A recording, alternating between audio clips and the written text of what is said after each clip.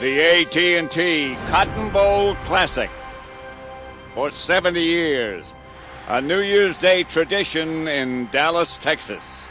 Famous teams, famous players, rich pageantry, and some unforgettable moments.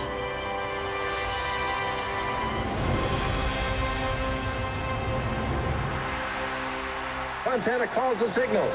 He's dropping back. He looks toward the end zone. He throws it. It's a touchdown!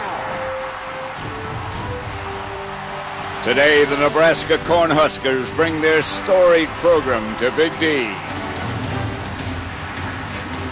And Rogers gets away. Look at that. Johnny Rogers. Look at the move by that sensational player. Quarterback Zach Taylor sends Teva Taylor in motion. Bootleg to the right over the middle for Teva Taylor. Catches in the end zone. Touchdown, Nebraska. Another storied tradition lies with Auburn. Jackson, a foot race in midfield. Goes to the A&M 45, the 40, 35, 30, 25, 20. He's going to go. Touchdown, Auburn. It's the AT&T Cotton Bowl.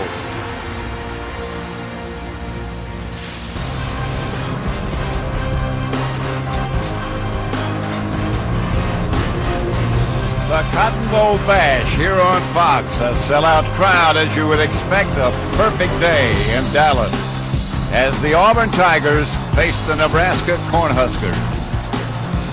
And this is just part of the menu of bowl games that you'll see here on Fox. The Cotton Bowl, the Fiesta Bowl later.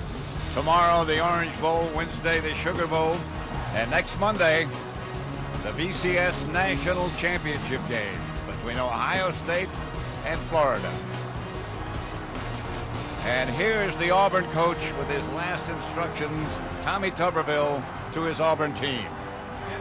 When you go out there, they're not going to do a whole lot. I mean, they're going to test you very early.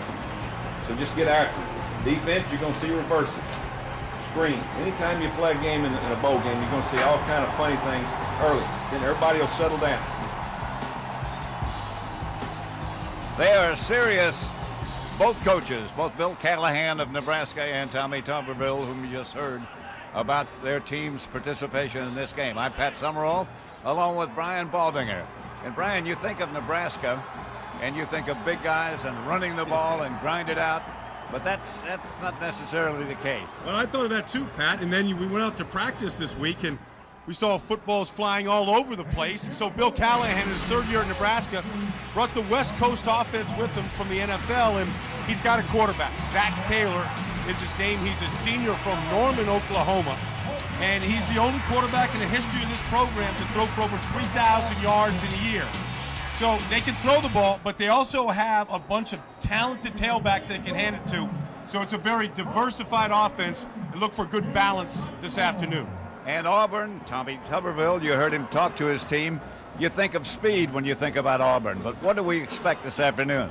Well, I think you're going to see that speed because, they come from the Southeast Conference, and they're the only team in the country to defeat two BCS bowl teams this year. They beat LSU, and they beat Florida, so they feel pretty good about what they can do, and they're healthy. And so you think about Auburn, you think about running backs, and they got a good one in Kenny Irons. He's healthy this year for the first time. He's going to get the ball a lot behind a senior, dominant, big, and talented offensive line. Brian, here comes Auburn ready to take the field, and they've established sort of a new routine that they do when they come out on the field. They hook arms with their head coach, and here they come.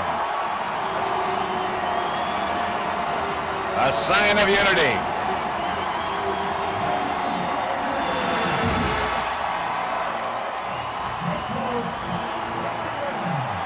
This is a solid football program. Out of the Southeastern Conference, they're terrific.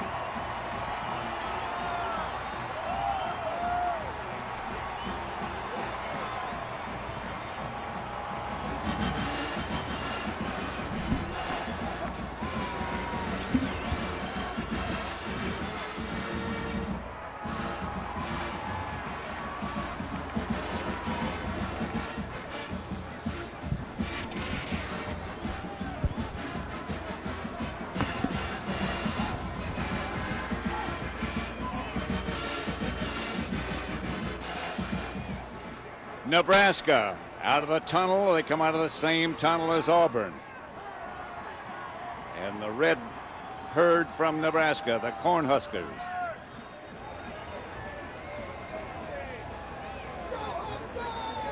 Both teams, the dressing rooms, the locker rooms are just across the side from that tunnel. So obviously they both come out of the same tunnel.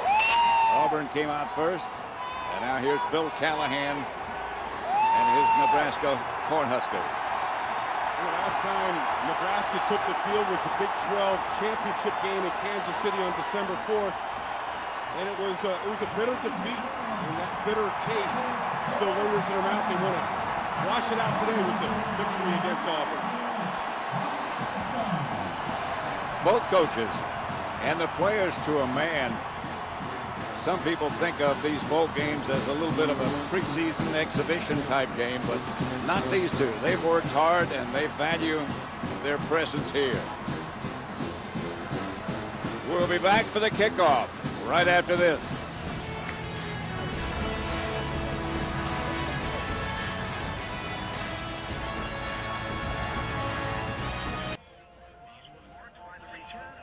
Happy New Year. AT&T welcomes you to a great American holiday tradition, the AT&T Cotton Bowl on Fox. Enjoy the game. Thank you, Jose Gutierrez, and welcome back to the Cotton Bowl. At this time, let's join public address announcer Bill Melton. Ladies and gentlemen, now at midfield for today's coin toss are the team captains for Auburn University and the University of Nebraska, along with Jose Gutierrez representing AT&T, Cotton Bowl Athletic Association Chairman Bruce Gadd, and other Cotton Bowl Athletic Association officers. The referee for today's 71st AT&T Cotton Bowl Classic is Todd Gearlings from the Big Ten Conference.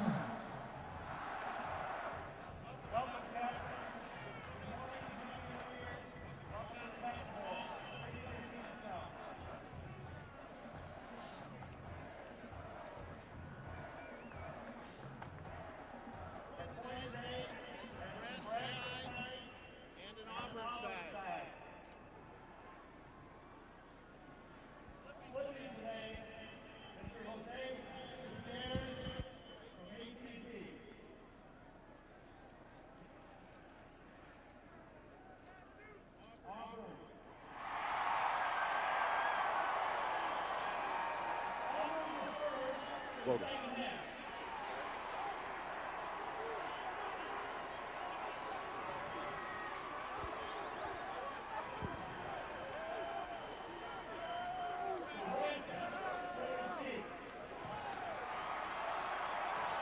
And now let's welcome in the third member of our crew. Down on the sideline is Krista Voda. Good job, buddy. Way to go, man. Perfect. Perfect. Good job. Thank you. Thanks so much. Appreciate it.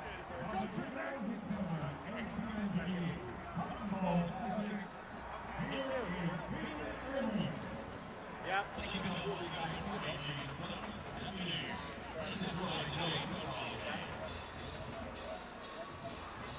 We had a little technical problem with our communications with Krista, but we'll be back to her.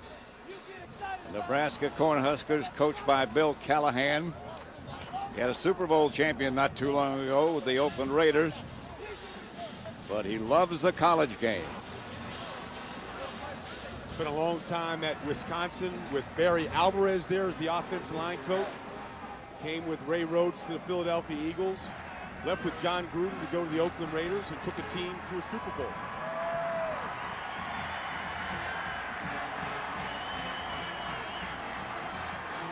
This Auburn team, Pat, the senior class has won 40 games, trying to go for their 41st win, and that's unmatched in Auburn history. That's pretty remarkable when you think about that. Yeah.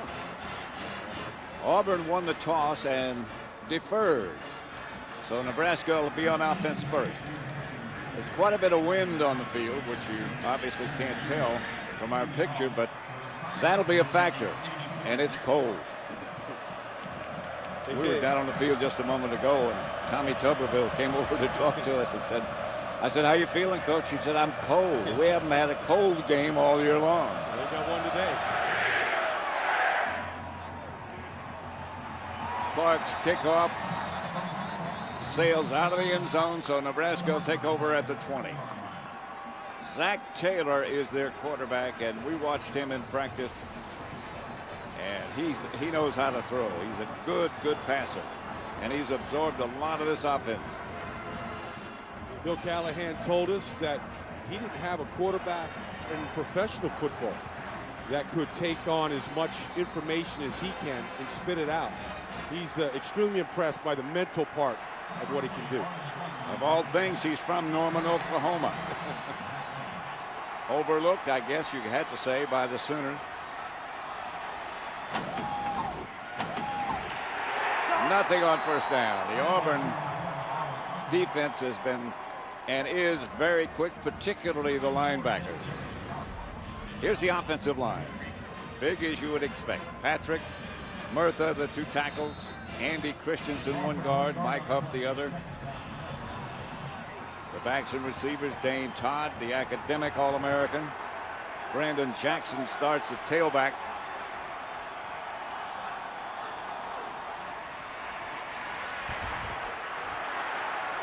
Marlon Lucky, I beg your pardon, starts at tailback. For Jackson had been scheduled, but here's a look at that Auburn defense. Pretty much standard. The defensive line, a front 4. They play the 4-3. The 3 linebackers are very, very mobile. Merrill Johnson, Will Herring, will keep an eye on him. And the secondary.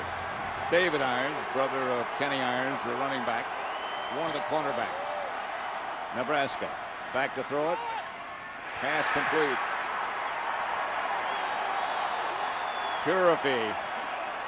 Purify makes the reception on the pass from Zach Taylor. 9-yard pickup, a yard short. Classic West Beg your Coast. pardon. That's a first down. Yeah, the classic West Coast slant right there to Purify. Little 3-yard route, but got inside the defender, and Nebraska gets that first down, and they hang on to the ball and, try to get in a little rhythm now.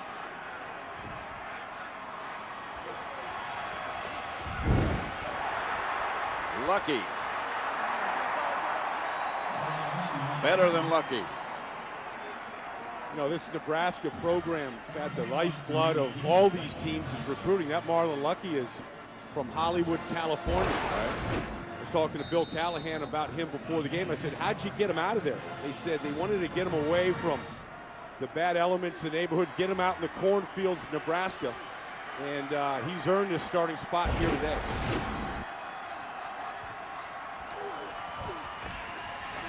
Got the first down. Needed about a yard. They got more. One thing that we talked to both coaches about, Pat, the Auburn hasn't played a football game in 6 weeks. Bill Callahan's team hasn't played since the Big 12 championship game. So how do you stay sharp if you haven't been playing games? And heck, we watched both these teams in practice, live scrimmaging, hitting. They've been going at it between each other now for 2 weeks after the exams, trying to stay sharp. Both of them very upbeat practices. A lot of contact, as you mentioned, and a lot of quickness. The balls don't touch the ground very much. No. Nebraska's been able to move so far.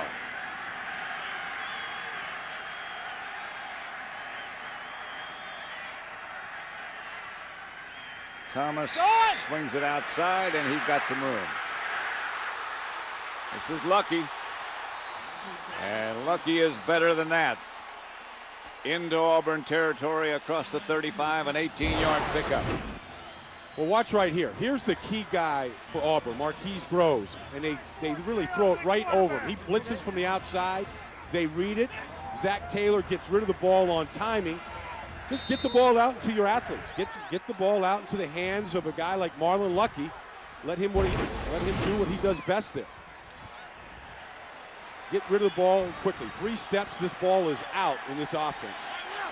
The eye back is Lucky again. That's a little bit of a surprise that he started. And he gets another carry and gets some more yards. Patrick Lee made the stop. Well, I think one of the reasons why Marlon Lucky is out there, you know, is that Marlon Jackson broke his hand in the last game. He broke his right hand in the Big 12 championship game in a loss to Oklahoma. He says the hand is fine, but I think that, you know, first drive, you want to get the ball in a guy that's really sure-handed. You don't want any kind of turnovers to start a game. Still Lucky. Let's see if he is.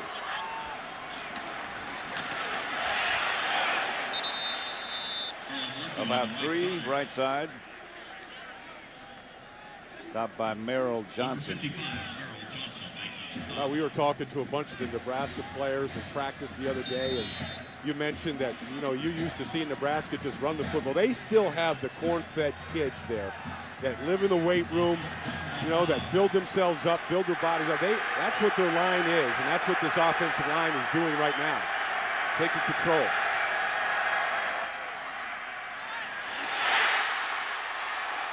Purify again. Flag on the play. The officials for today's game are from the Big Ten. Offensive interference, the preliminary call. Offensive interference. That Purify is big. He's 6'4", 215 pounds. And both the Auburn cornerbacks are kind of on the smaller side, smaller than he, certainly. Oh, yeah, there's a big height advantage on the outside. Yeah. Lee getting the start today for Auburn. Patrick Lee, a junior. They started him today. He's 6 foot tall. He's their tallest cornerback, but still 4 or 5 inches shorter than Purify. Still Lucky will be the deep back. And Todd, the fullback, with him.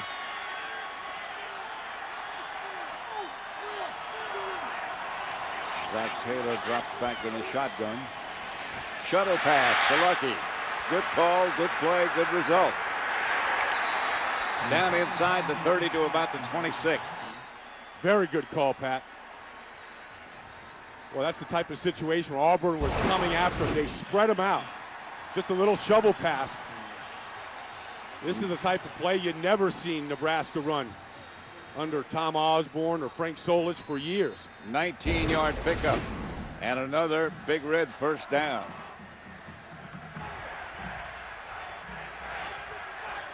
See the motion and shifting every play before the snap. Lucky again. Blockers in front. You know, Pat, when Bill Callahan came to Nebraska, he didn't have instant success. He had a team that was an option team, I-option team, and they like to run the football, and he didn't have the type of players that were used to throwing it and catching it. And he caught a lot of grief his first year at Nebraska, yes, saying, what are you doing running the West Coast offense in Lincoln, Nebraska? But Bill is steadfast in his belief about how to run a program, how to run an offense, and I think the fans in Lincoln and the Nebraska nation are catching on. Moreover, his recruiting is starting to grab hold now. The people he recruited. Todd Peterson. This Zach Taylor's a good story, though. Yes, he is. Now, this Zach Taylor was recruited out of Norman, Oklahoma to go to Wake Forest. Nobody really came after him. He was a redshirt there. Freshman year, didn't play, transferred to Butler Community College in El Diablo, Kansas. Played a year there. Callahan was looking for a quarterback, went to the junior college ranks, and it couldn't have worked out any better for Zach Taylor. And he would tell you that the way it's worked out, 3 colleges for his 5 years, this is the best it could have been. And he said, frankly, he was not recruited at Oklahoma. He only weighed about 165 pounds when that recruiting time came.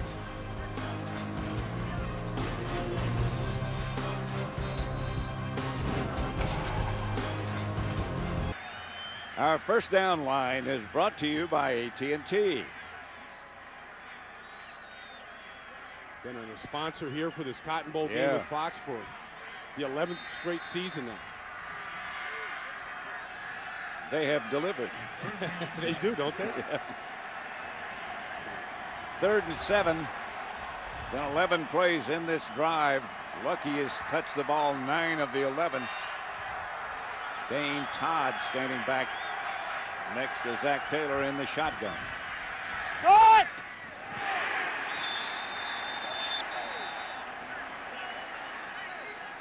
Terrence Nunn, the wide receiver. That's a pinpoint pass. Watch this route. When you see the sticks there at the yellow line, goes right to the yellow line, and the ball is delivered on timing. Now, we were watching practice at Texas Stadium, watching this Nebraska team play the other day, and I never saw a quarterback throw more passes in practice than Zach Taylor did. I mean, he must have thrown 200 passes. We asked him after how many passes did he throw, and he said, I don't really know. 400 or 500. A lot. Marlon Lucky again. About the 10-yard line, just inside the 10. Pickup of 6. Well, you mentioned that when Zach Taylor was coming out in Norman, Oklahoma, he was about 160 pounds. Nobody recruited him. But the best way for a quarterback to strengthen his arm is actually to throw the ball. And the more he throws it, the stronger his arm gets. And that's what he said. So my arm used to get tired. No more. Here's Lucky again. Loss. Back to about the 12. It's a good-looking drive by Nebraska to start this game. Well, it's good balance right now. Yeah. Zach Taylor has been accurate when he's had to throw it, but Lucky has been controlling the line of scrimmage.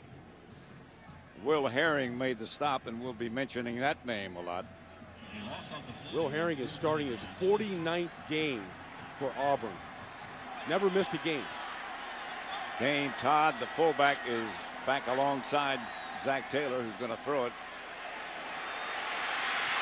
Touchdown. Nate Swift, the wide receiver, brings it in. Good throw from Zach Taylor, and this Nebraska team, any indication that they might not have taken this seriously, you can forget about that.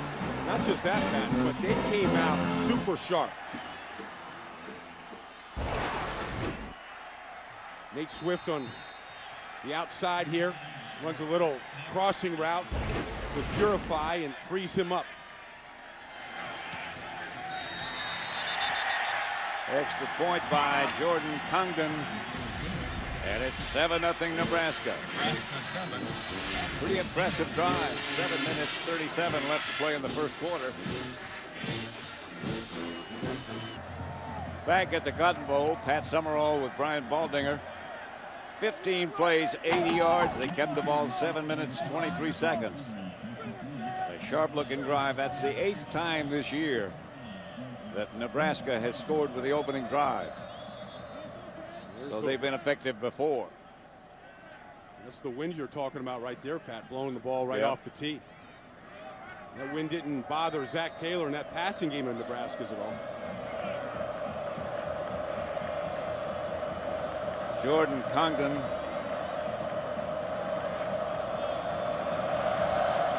Back deep is Tristan Davis. Short kick. Bad kick. Free ball, yes. And a scramble. I don't know if that was on purpose or not. Well, it hit it, but it was effective. Yeah.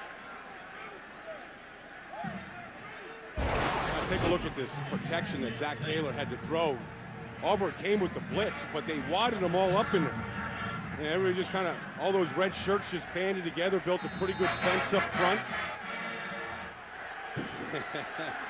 Callahan has a good reaction, so does Zach Taylor. Yeah, that's how you want to start a bowl game.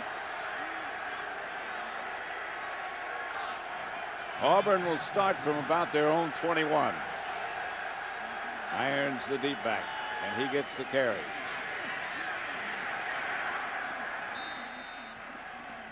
Brandon Cox is the quarterback for the Auburn Tigers. 61% of his passes complete this year. Over 2,000 yards at junior. He's been bothered by health problems, but now things seem to have gotten back together, and he's said he feels good. Short gain for Irons. Got a couple. 2nd and 8. Got more than a couple this time. Kenny Irons still on his feet outside the 35. That's typical of an Irons run. Here's the offensive line for the Auburn Tigers. Ben Grubbs, the stalwart of that group. King Dunlap, the tackle, is 6'9½". Easy to pick out. The backs and receivers, Kenny Irons, the tailback. Courtney Taylor. First down Auburn. 14-yard run by Kenny Irons, and he'll get it again. And fake it to Irons. This is incomplete pass. That was Ford.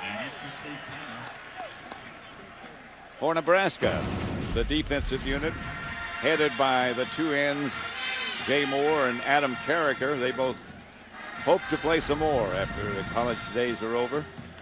The linebackers, Bo Rude's name we'll be mentioning throughout the afternoon, and the secondary.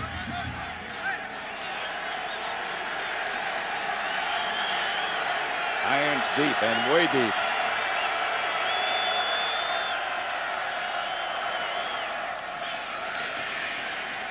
No place to go for Kenny Irons. That Nebraska defense, big and strong, led by those two defensive ends. Yeah, Stuart Bradley tied for the league, their team lead in tackles. But yeah, those guys, Carricker and Moore, we met with them after practice the other day, and real enjoyable talking to them. They're both born in Nebraska, grew up Nebraska fans, and they couldn't wait to get to the weight room. Right. They weren't going to break a date with the weight room even during the bowl. They were working out at Texas Stadium. There is no weight room there. They had to go to a local high school. They found it. Yes, they did. Brandon Cox is swarmed under. Hit first by the cornerback on a blitz. Taken down by Carricker. One of those two defensive ends we talked about. Watch this. Here's Carricker here. He's going to run a stunt. Coming around the outside. He gets freed. And there's no getting away from Adam Carricker. He rolled up his sleeves the other day, and there's just a slab of meat there. It is all beef. I don't know if he rolled them up or they wouldn't stay down. I think that's what it was. Yeah. Good punt. I mean, this is a dandy. Grigsby on the return, breaks one tackle and another. And a good return by Grigsby up to the 38-yard line. All Nebraska so far. 24-yard return after an excellent punt. 7-0. Nebraska leads, and Bill Callahan's pretty happy about things. 53 foot. Back at the 71st Cotton Bowl, Pat Summerall with Brian Baldinger. Nebraska leading Auburn 7-0. 4:49 left to play in the first quarter, and Nebraska has owned this game so far. Nebraska does something coming off of timeouts when they just line up and they go run a play. They don't huddle up coming off the sideline. Marlon Lucky is still the tailback behind Zach Taylor. And Lucky gets the carry. And again, he gets good yardage. Marks, the defensive tackle. The defensive coordinator of Auburn is Will Muschamp, and he came from the Miami Dolphins. He was with Nick Saban last year, but prior to that, he was with Nick Saban at LSU, helped them win a national championship a couple of years back, and he runs kind of a pro-style defense. They can run a 3-4 front, 3 down defensive linemen, 4 linebackers, or 4 defensive linemen, 3 linebackers. There are multiple. Nebraska doesn't seem to be having any problem with whatever they're doing. No, they don't. They've got things figured out. Lucky again. And again, good yardage. First down, Nebraska across midfield. Now we're 7 stories up here at the Cotton Bowl. We're about as high up as you can get. But you can see those holes from up here just form. Watch it right off for the left side here. Aaron Savage made the tackle. Yeah, I mean, look at that hole. I mean, nobody got a hand on him until he was 10 yards down the field.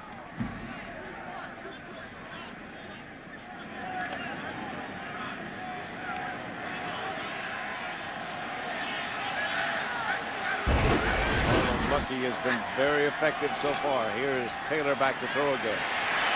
Had to run, finds a man, gets his fullback, Dane Todd. 4-yard pickup.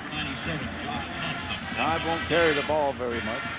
Doesn't have or to. catch many passes. No, he's a fullback. He's right. a classic fullback. And we were at the Cotton Bowl luncheon on Saturday, Pat, and I got a chance to sit next to him. He's also their scholar athlete at Nebraska. What does he study? He studies biology. Pre-med students already taken his and medical very school well, exams. I'd say. Yeah, never got a B or anything like that at Nebraska. Here's Lucky. Pitch back to Marlon Lucky. Dede made the stop.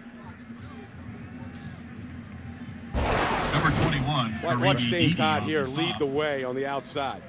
They're a two-back offense. He has no neck. There's no neck in Dane Todd, right? And he's just muscle on top of muscle. Smart, though. Perfect 4.0 grade point average. There's a good lesson right there. When you pick out somebody you're going to block, throw at him. Yeah. Go ahead and commit yourself, as he did. He's the lone setback this time. Out quick. Intercepted by Auburn's. Dede down the sideline. Dede could go all the way. Tripped up from behind. Karibi Dede. 53 yards on the return. The ricochet interception. What do they say, Pat, about throwing the ball? There's 3 things that can happen, and 2 of them are bad, and that was one of them. The ball gets tipped like this. That was David Irons that tipped it. He was the cornerback. The brother of Kenny Irons, and Karibi Dede was the benefactor. Now he's looking for a convoy to pick up. That would have been a very hard pass to catch. In any case. Coming back toward the quarterback and thrown maybe too hard. That's hard to say. But the ricochet landed in the enemy's hand. First down, Auburn. Here's Irons. Nothing doing. Line of scrimmage, no more. Daganduro. Number 54, Ola Daganduro. This Auburn team beat Florida, who's playing in the national championship game, and they won on big plays. They blocked the punt for a touchdown. So when you have speed and you have athletes, you create big plays. And that's what Auburn has been able to do this year in some big wins. They've had a great history of outstanding running backs as well. Ooh. Fake is to Irons. The pass to Carl Stewart, the fullback. And this game is about to be tied. Well done. Pretty play. Really great play action fake. Got Brandon Cox, who's a southpaw, left-hander. Right. Going to his left. Well designed. They fake to Irons and through to Stewart.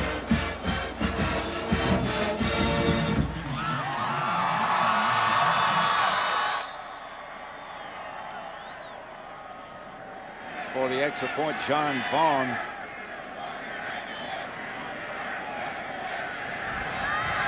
The Ole Miss minute.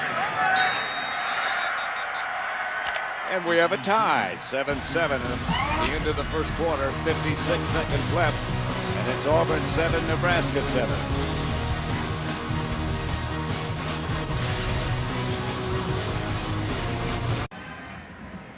Back at the Cotton Bowl, it's Auburn 7, Nebraska 7. Auburn's scoring drive after that pass interception by Dede, which was 52 yards officially, which is the 4th longest in Cotton Bowl history. Ricochet.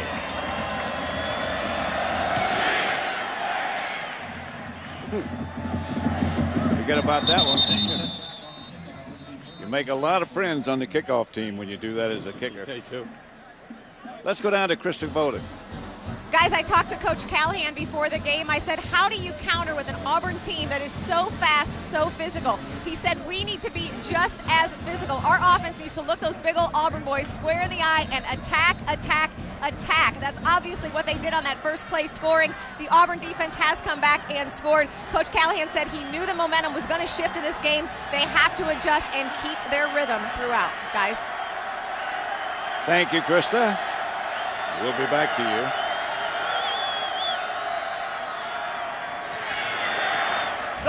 That's another big hole for Marlon Lucky. And as Brian was pointing out on the last drive, the last time they had the ball, you can see him, really see him from up here. Bill Callahan's had some big shoes to fill. I mean, Pat, I know you're friends with Tom Osborne. Right. Won a lot of championships, 3 championships in 4 years in the 90s. Big shoes to fill, big expectations with Big Red.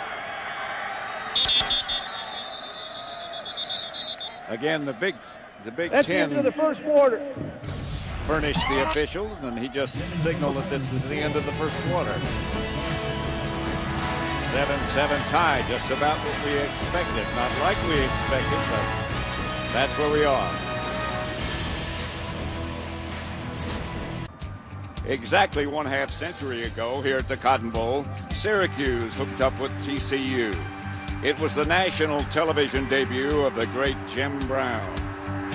It is off to Brown, and Brown is over for a touchdown. Brown almost single-handedly lifted the Orangemen to victory, kicking 3 extra points, scoring 3 rushing touchdowns, and returning kicks. However, his team fell 1 point short.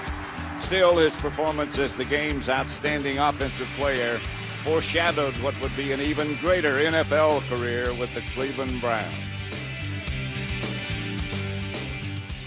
Back at the 71st Cotton Bowl, tie score 7-7. Nebraska with the ball. They've changed directions.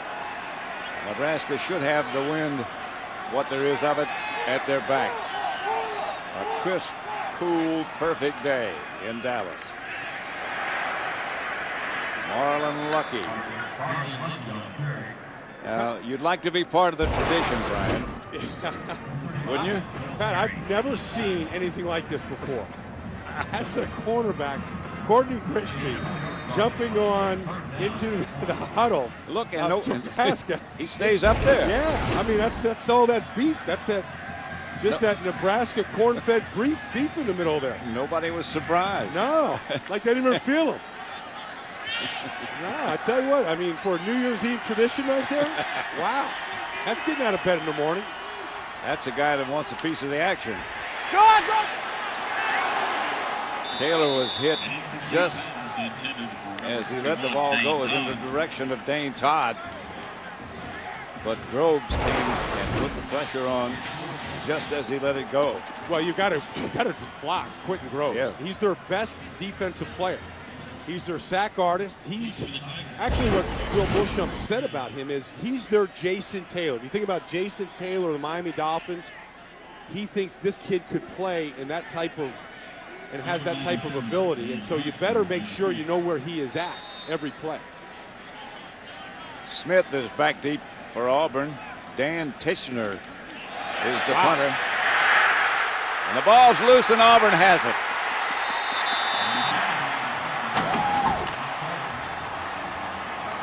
There'll be a lot of momentum changes. That was just dangerous. Yeah. Just dangerous with the ball, especially against the team that we have talked about, the team speed.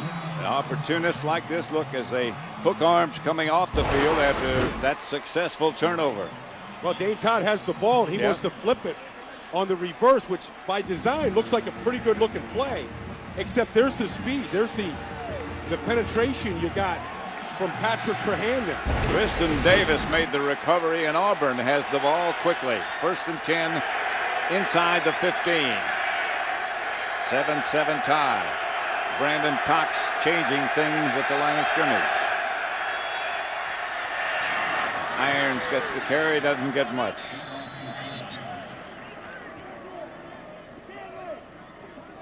Well, we've seen today that anytime there's a loose ball, I mean, whether it's off a tip pass or whether it's off a fake reverse on a punt, that Auburn is all over. So they've capitalized here early when Nebraska's been careless. And Nebraska was careless with that First of all, that play call. Yeah. And the execution. Down in their own zone, Pat, 7-7. Unnecessary to make that kind of call. Kenny Irons back deep. Cox throws cross field. Caught, but not a touchdown. Close to the end zone, but not in.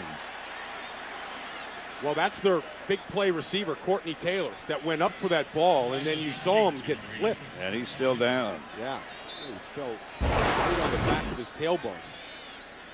Working on Grisby, who we just saw jump into the huddle. Jumped on top of his teammates. He should have jumped like he did on top of his teammates to try to defend that pass.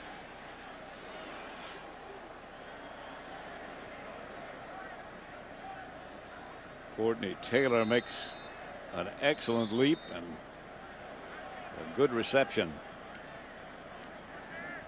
That's a tough catch.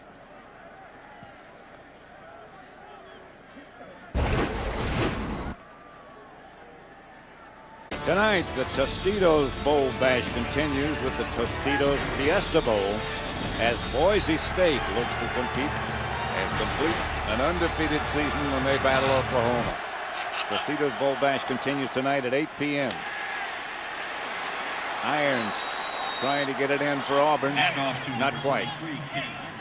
Tostitos Bowl Bash continues tonight at 8 p.m. Eastern, 5 p.m. Pacific. That Boise State program, I mean, they're ranked ahead of Oklahoma. Who would have ever thought? Courtney Taylor looks like Boise State might have thought. Yeah, well, I'm sure they think big. Yeah. We're trying to make a statement. Big statement. Courtney Taylor looks like he's okay talking to his teammates on the sideline after that great catch and vicious hit. Stewart and Irons. Stewart into the end zone. Second touchdown of the day for the fullback.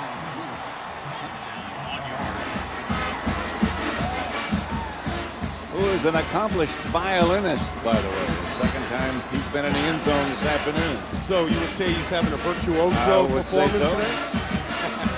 I don't know if I would have thought of that, but well, I'm glad you did. I'm on my toes here today, Pat. New Year's. I tell you, they went up and over there. A lot of guys jumping today, getting airborne, showing some good hops there. John Vaughn for the extra point to give Auburn a 7-point lead. Nebraska took the opening kickoff and drove the length of the field, looking like they own the Cotton Bowl. Now it's Auburn after a couple of turnovers.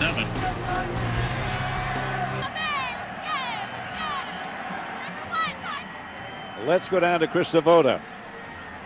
Well, this beginning of the year, perhaps no better time to recognize our U.S. military men and women, and no organization does more for that group than the USO. Joining me now, the chairman of the World Board of Governors for the USO, Bill Maul. Bill, talk a little bit about your organization. Krista, this is our 65th year. Actually, January 1st starts the 66th year. We're in about 132 centers around the world, 80 in the U.S., about 50 abroad. Most people think of us with the USO tours, the entertainment tours. That's only about 20% of what we do.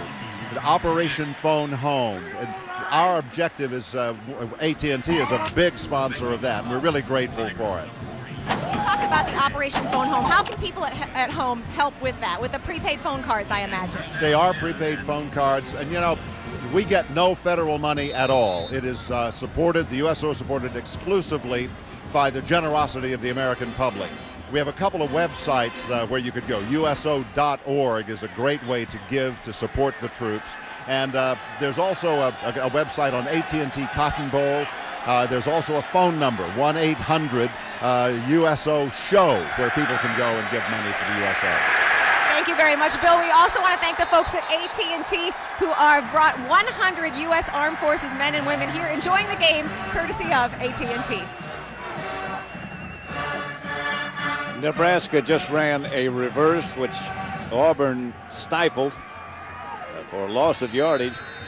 Didn't surprise anybody. Brian, I know that you made a tour with the Armed Forces. You went to Iraq? Yeah, I went over to Kuwait and Qatar and Iraq a couple of years ago with Marco Rivera, the Dallas Cowboys. Went and visited the troops. They're all following their pro and college teams over there religiously. This is Marlon Lucky. A delayed draw. Good yardage to make up some that they lost on that reverse. And you know, when you watch Nebraska, when they gain yards, it's right at Auburn. When they try to go wide against the speed of Auburn, they seem to struggle. When they kind of go right at them, it seems like they have more success. We asked Nebraska if they've seen a team as fast as Auburn, an SEC team. They thought Oklahoma, USC, all those teams had it. Quick count, quick snap, incomplete. Well, they tried to catch Auburn off guard by just rushing that play, and I think they rushed it too much. Flag on the play. Matt Harrigan was the intended receiver.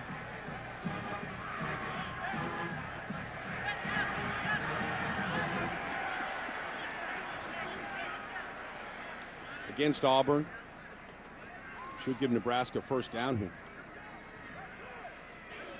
Substitution infraction. Number 97 of the defense. 5-yard penalty from the previous spot results in a first down. So it gives Nebraska a first down. Tommy Tuberville doesn't look as if he necessarily agrees with what the officials told him. What is that? You give that official a nudge on the sideline. Well, you were pointing out that Nebraska got their offensive unit ready in a hurry, and Auburn wasn't ready. This is Lucky. Nothing.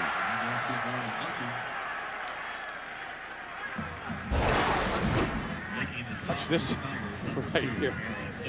Aaron Savage made the tackle. Excuse me, Brian. Yeah, I mean, that's Antonio Coleman there coming up and giving the official a little bit of a bump on the sideline. He's working with guys on the field and on the sideline. Lucky's still the tailback.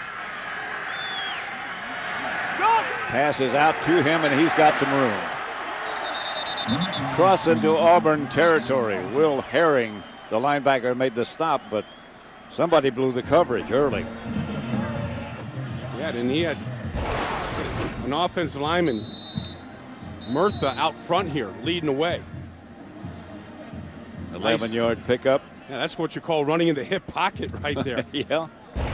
His uncle, Greg Murtha, was a great player at the University of Minnesota, played in the National Football League for a while, from Hutchinson, Minnesota. Big fellow. Bill Callahan at the Cotton Bowl luncheon the other day thanked his wife, thanked his coaches, and then immediately thanked all the Texas high school coaches that had come and visited practice or during the week. 140 different high school coaches building that rapport that's so necessary in order to continue that lifeblood of your organization, which is recruiting. You must take advantage of all opportunities to recruit. Oh, he did. Especially in Texas. Heavy competition. Flag on the play as the pass is complete. Our first down line, by the way, is brought to you by AT&T. Penalty marker on the play. Nate Swift. Nate Swift has Nebraska's touchdown. Right. Offsides Auburn. Zach Taylor's a confident kid, isn't he? Yes, he is.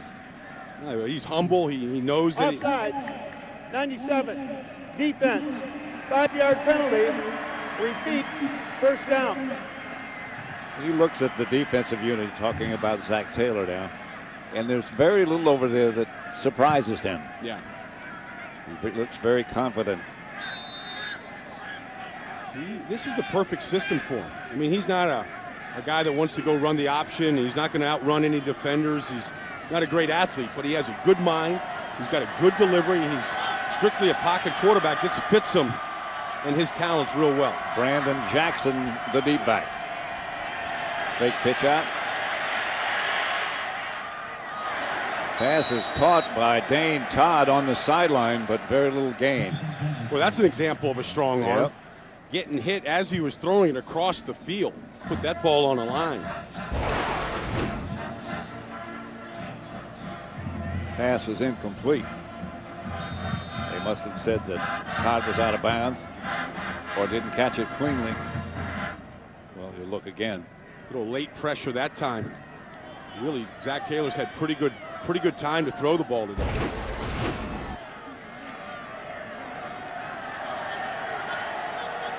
Brandon Jackson again as the running back. And he gets the carry. Flag on the play. That could have been a face mask or a helmet ripped off by a face mask. Jackson, as Brian mentioned earlier, he's got a bad hand. Tell you what he doesn't have that's bad. He's got a set of legs on that. Oh boy, does he? I tell you, if you want to go bowling, just take one of his calves. Just take that and throw it down the lane. And that's what they look like. First foul, face mask, number 42 on the defense, 15-yard penalty from the end of the run. First down. A set of bowling ball calves on him, you know, I mean, just rocked. Legs. You see tailbacks that carry the ball 15, 25 times, major college in the NFL. They are big people. They don't look like that. Calves, not a pair of noodles like that. No, they don't get the job done. That's the third penalty by Auburn on this drive that's really benefited Nebraska moving the ball. Brandon Jackson again, the deep back. Now Todd sets up in front of him. Big hole, and Jackson will tie this game for Auburn if the extra point is good for Nebraska. Big hole in the middle of the line, and Brandon Jackson put those calves to work. Yeah, he did. Good moves in the open field, and once again, right at Auburn. Not trying to go wide on him, not trying to get around the corner, but right at him. Beautiful hole on the left side. 20 yards out. Jordan Congdon. Well, they ran the old cross block behind Murtha. Now this is the open field, and Jackson, yeah, showing that quickness in the open field. That's all, guys. Tie game, 14-14. Auburn has been able to take advantage of turnovers. Nebraska has ground it out. Brandon Jackson, who just scored from 20 yards out in the 71st Cotton Bowl in Dallas. Jake Welch set to kick it off with a little bit of a wind at his back. Patrick Lee and Davis back for Auburn. This one could be run back and will be by Lee. Excellent coverage by Nebraska as he doesn't quite make it back to the 15-yard line. And all the fans here have been able to watch these replays on this brand new scoreboard here at the Cotton Bowl, the 71st Cotton Bowl Classic. Brand new, state of the art. Can't miss anything up there. No. That is huge. Yeah. On television, you can't get an idea really of how big it is, but it is big. Like most things in the state of Texas. That's true. On 1st and 10. Cox changing things at the line. Back to throw it. Under pressure. Incomplete. Rodriguez, the intended receiver.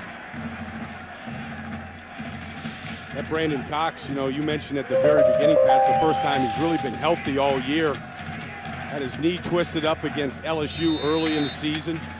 Said he was gimpy most of the year. He's from Alabama. Most of his family are Crimson Tide fans. He's had to deal with that. He has dealt with it well, though, I think. Oh, yeah. Again, he changes. Irons comes up to get the information, and he'll get the carry. Not much. Legs still churning. He picked up a couple of extra. Brandenburg made the tackles. 3 or 4 yards perhaps on the game. Pat, the strength of this Auburn team, one of the strengths, the 2 offensive guards. Watch Duckworth and Grubbs get out here and pull.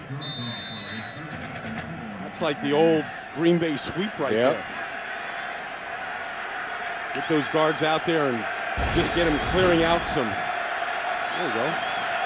Let's making use of the scoreboard. Thank you. Thank you for your welcome. That's that big scoreboard we were talking about.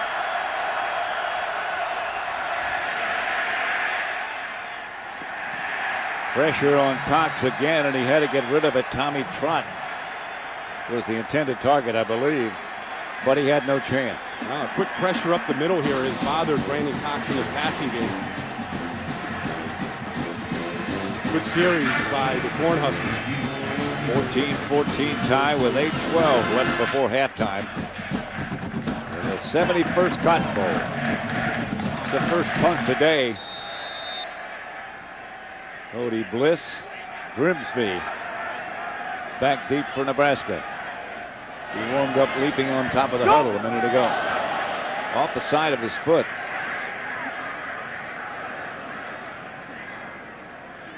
It'll be down at the 35 where Nebraska will take over with 8 minutes left to work to break this tie.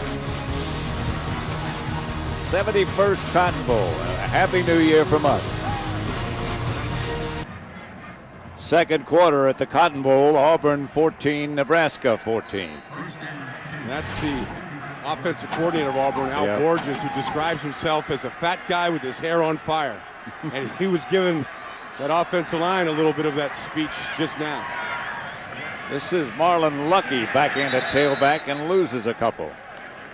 Let's go down to Krista again.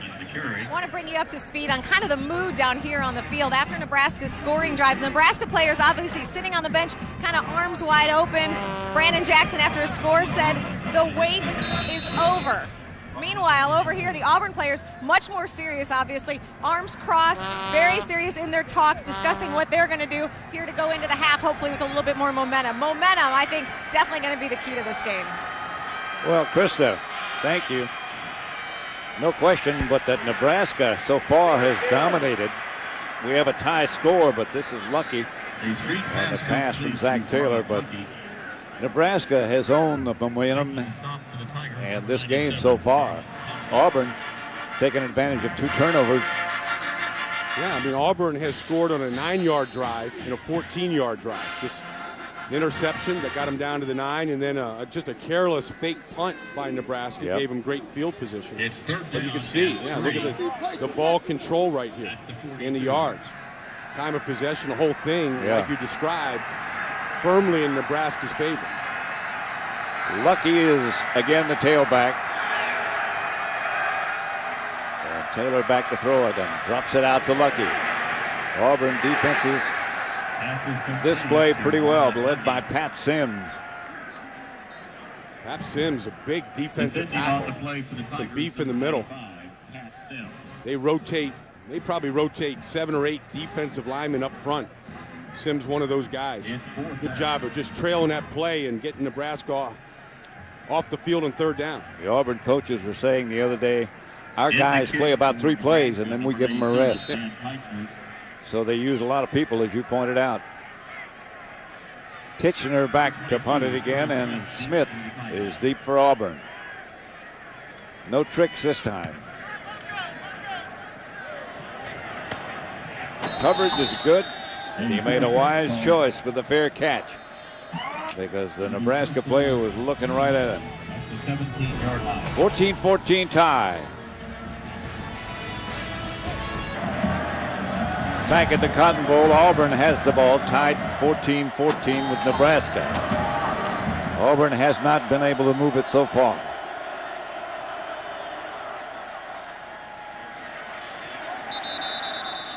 Kenny Irons gets the carry and doesn't get much. But I thought one of the keys today was Auburn's offensive line is basically all seniors, and King Dunlap, the left tackle, is the only one not a senior. And then, the senior defensive front of Nebraska, led by Adam Carricker and Jay Moore. Those guys right now have controlled this game. Auburn has not broken a long run. They haven't gotten a split in that defensive front. I would say Nebraska seniors up front right now controlling the game.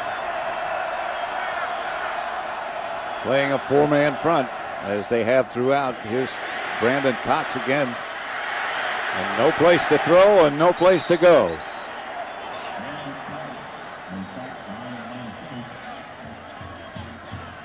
Steve Octavian is the one that came through first and really pressured Brandon Cox. He came clean and then kind of fed him to the rest of the Wolves up front. And they make a change wholesale. Nebraska does on defense. The group they had in there I thought was pretty good. Yeah, they are, but it's third down. You know, this specialized age of football, different packages for different plays. Three-man front this time for Nebraska. And they rush from the outside, a big blitz, and down he goes. Cox had no place to go. Andre Jones. Right. Made off that the play. corner. Yeah. The corner blitz that time. Andre Jones tied for this team lead in tackles coming in today. Andre Jones going to be coming off the corner. And they got a tradition at Nebraska, and college football is full of tradition, that the starters on defense and the guys that play the most are called the black shirts. And they wear the black shirts in practice. And Andre is one of those. Indeed, he should be. That's a big deal to get a black shirt at Nebraska.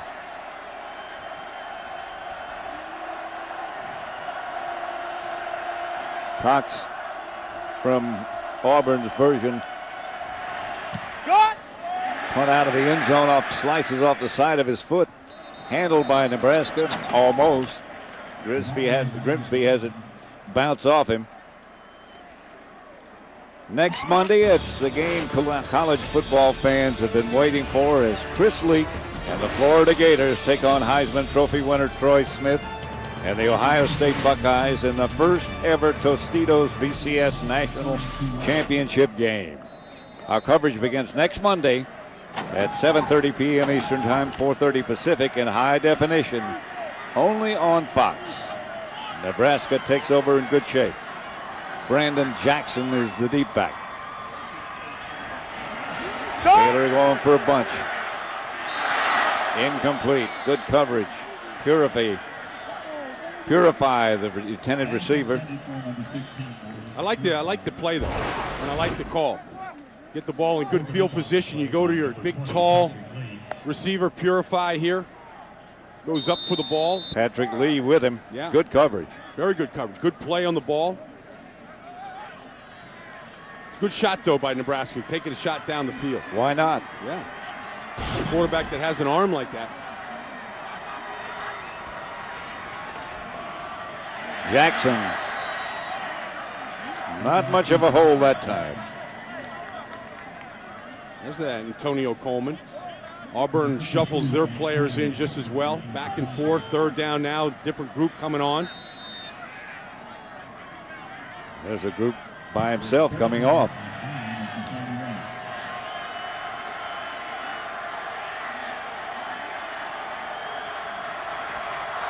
From the spread.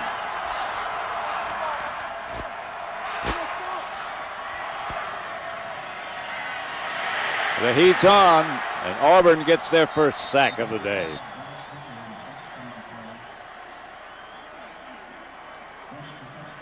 Pat Sims again made the penetration and took down the quarterback. Well, when you spread the field from sideline to sideline with basically 5 wide receivers, the linemen are one-on-one up front. Pat Sims just beat the left guard that time in the center. Came shortest route to the quarterback right up the middle.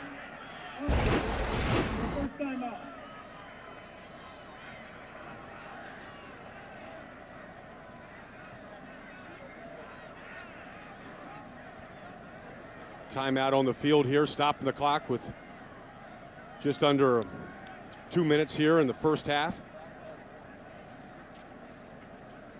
14-14 tie. Coming up on the AT&T Cotton Bowl halftime. We'll have a preview of tonight's Tostitos Fiesta Bowl on Fox, along with coverage of the Nebraska and Auburn marching bands. Plus a look back at the very first Cotton Bowl played 70 years ago today.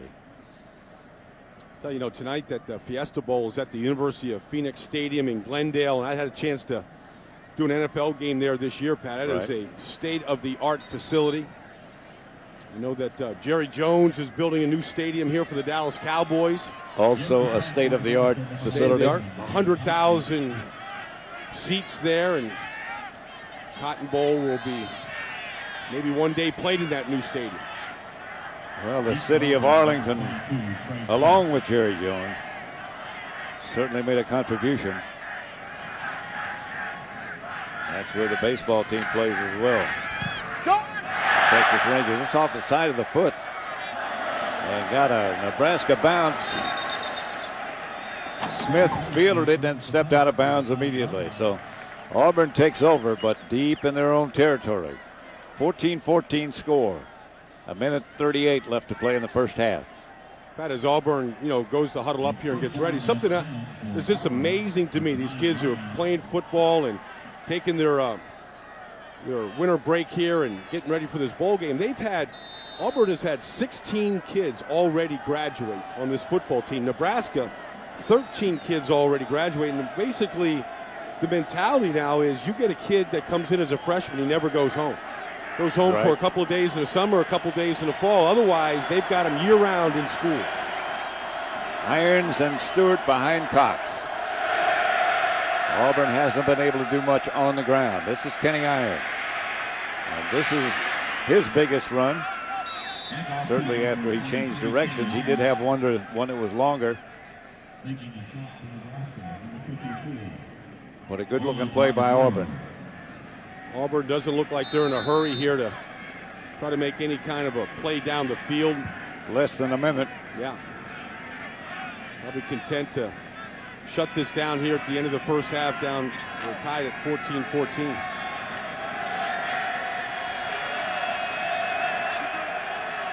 Irons and Stewart behind Cox again. Irons gets some room and hurdles one tackler and gets an Auburn first down. Carricker finally made the tackle. Kenny Irons has picked up a little juice here. Well, that was his best run of the day. Yeah. Just showed some 12-yard pickup. He just jumps right over his own man. Stewart, the fullback, who scored Auburn's 2 touchdowns today. Kenny Irons is from Camden, New Jersey. Him and his brother David Irons, they moved down to Georgia a few years ago. Get out of the city close to Philadelphia. 6 seconds left. This, I believe, is an official timeout.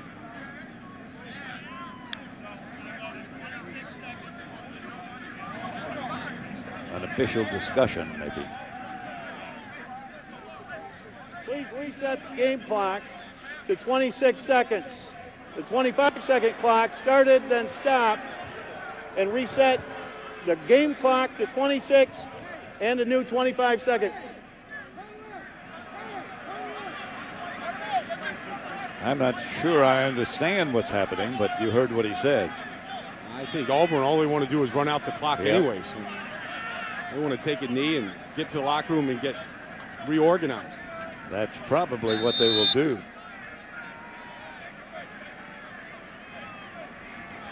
You never meet a pair of nicer guys than these two head coaches. No. They have been so cooperative, not just with us, but with the committee and with everybody. They've been very gracious, very grateful to be here. And they've handled it about as well as it can be handled. Good week here for both programs. Irons again, and they'll head for the locker room.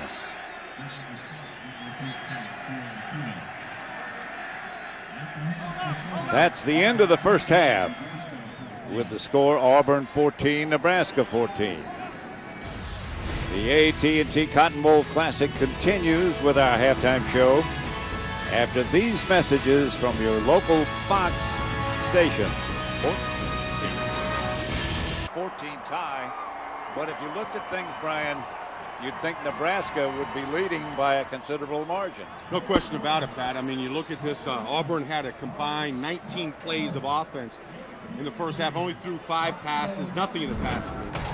Nebraska really was just careless with the football on a couple of plays that really led to Auburn's touchdowns, a touchdown drive of 9 yards, one of 14. Otherwise, Nebraska controlled both sides of the ball here today. But for the turnovers, this would not be a tie game. But let's go down right now to Krista Voda with Tommy Tuberville. Yes, and Coach Tuberville, coming into this game, obviously your defense very highly regarded. They've lived up to the hype, but offensively, Nebraska's controlled this game. What adjustments did you tell your team to make, and how will you adjust here in the second half? We've got to unadjust. We're trying to do too much. You know, when you have 2 months off, you know, we're trying to overcoach. I can't believe we're still in the ball game where we played on offense. Defensively, we're still not tackling as good as we need to, but we're a little embarrassed after this first half. We're going to play better the second half. Is it just, you said too much time off, you're trying to get back into the game mentality? We had too much time off to put too much stuff in. I've cut it all the way back. We're going to play football the second half. Keep it simple second half, Coach. All right, thank you. All right, Krista, thank you. Tough first half for Brandon Cox.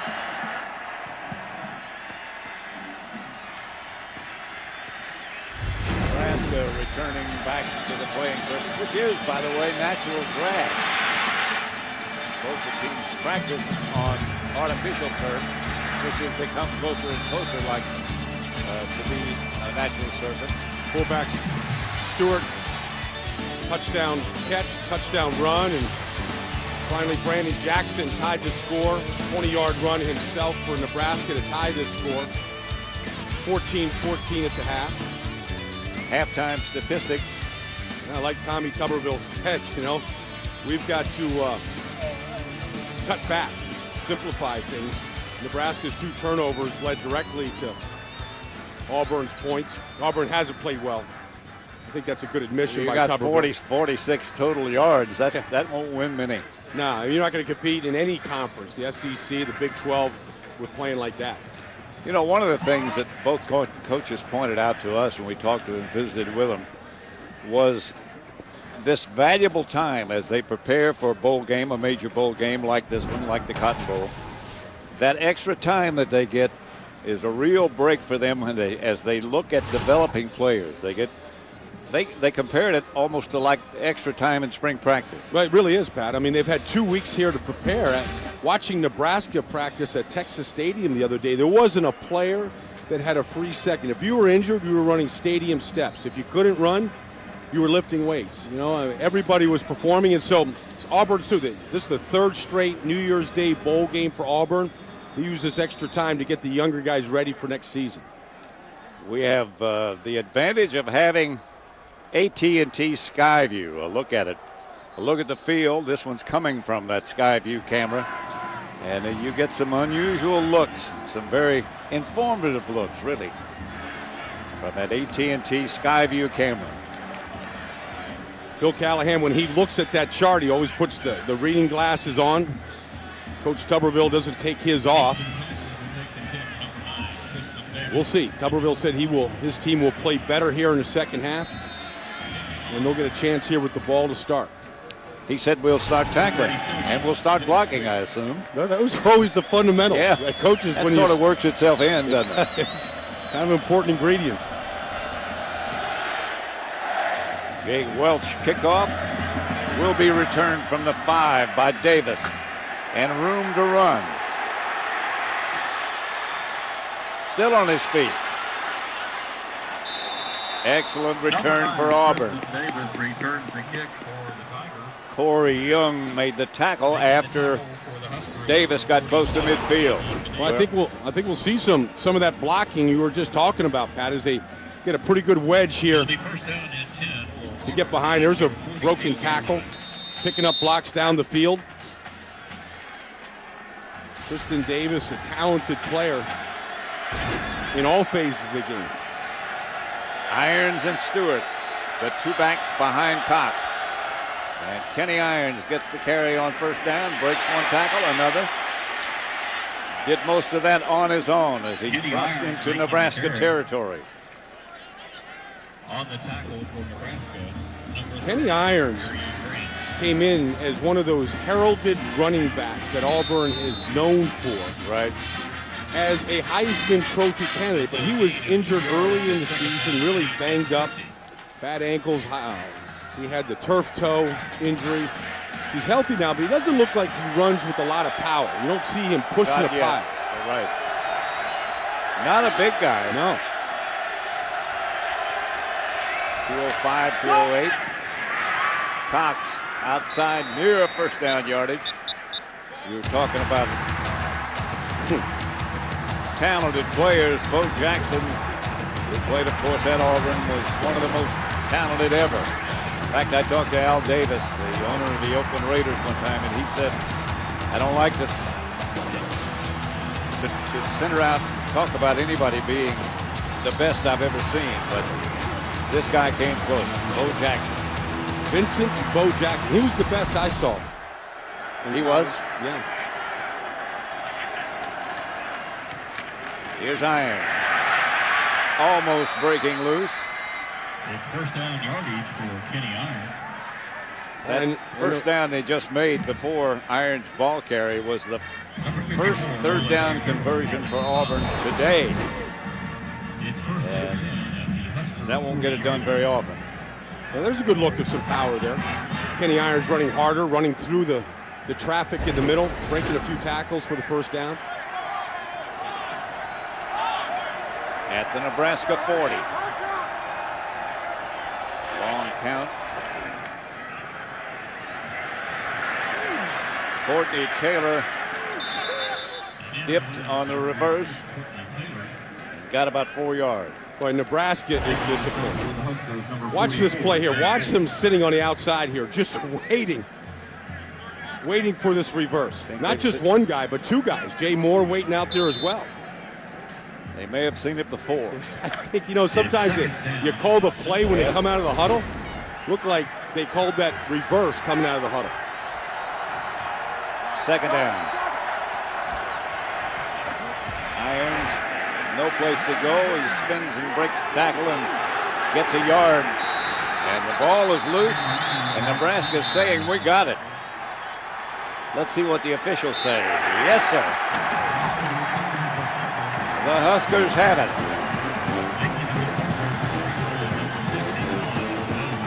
So often backs will fumble when they try to gain extra yards. I don't know if he's down. This may be worth a review. Bo Rude, I think, is the guy who knocked it loose. He stripped it out. Well,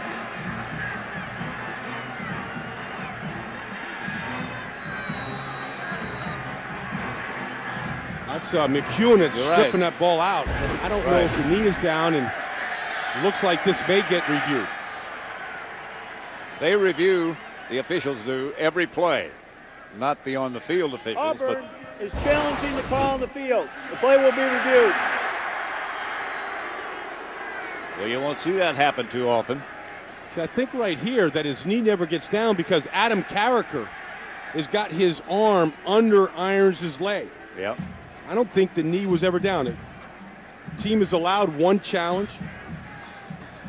If it isn't overturned, then they get charged a timeout. But I think Carricker's arm was underneath Kenny Irons' leg, and I don't think it was ever on the ground. And McEwen stripped that ball right out. If I was Tommy Tuberville, I would challenge this play as well, just because it's in a costly part of the territory. They don't challenge, college coaches don't challenge a lot. But when they do, they're pretty sure. So Big Ten officials here. Yep. Todd Gearling's the referee today.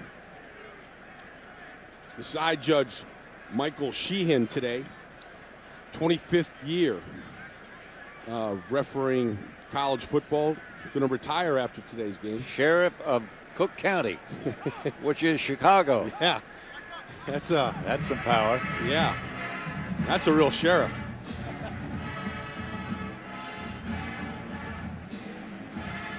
Field judge Norm Nelson, after 14 years, retiring today as well. Could be Auburn's first turnover of the day. This is not a group, by the way, if you're interested, of officials that works together on a weekly basis. This is an all-star group. The best from the Big Ten. Right. 14-14 tie. After review, the play stands as called. Turnover. First down, Nebraska. Auburn is charged a timeout and has used its challenge. Which means, as Bryant said, that Auburn has no more challenges. Yeah, that's where it was. Adam Carricker had his leg and wouldn't let it get to the ground. Right. In fact, Adam Carricker's arm is as big as Kenny Irons' leg. Yeah, it looks like a leg. It does look like a leg. Marlon Lucky is the tailback for Nebraska. It's the man who stripped it out. McEwen there. Corey McEwen, the linebacker. Bo Rude recovered that fumble. Nebraska first down. Auburn had it after a good kick return, and they had started to move it most effectively. Their most effective offensive series of the day so far. But they turn it over, and it's Nebraska 1st and 10. Go! Nate Swift. Good pickup, 8 yards. Will bring up 2nd and 2. 14-14 tie. The third quarter in Dallas at the Cotton Bowl. The 71st. Lucky and Dane Todd behind Zach Taylor. That's off the shoestrings that time by Swift. Here's Lucky. Nothing doing. Good play by the Auburn defense led by Quentin Groves. A penalty flag on the play. Flag on the play. Face mask against Auburn.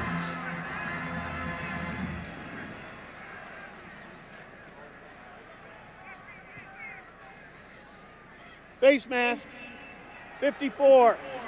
Defense, 5-yard penalty, results in a first down. That's Quentin Groves. The guy who made the tackle with some assistance. First down 10 at the Nebraska 49. I didn't see the face mask. I didn't see. There it is. Yeah. Just from the ground, just reaching up and trying to pull him down.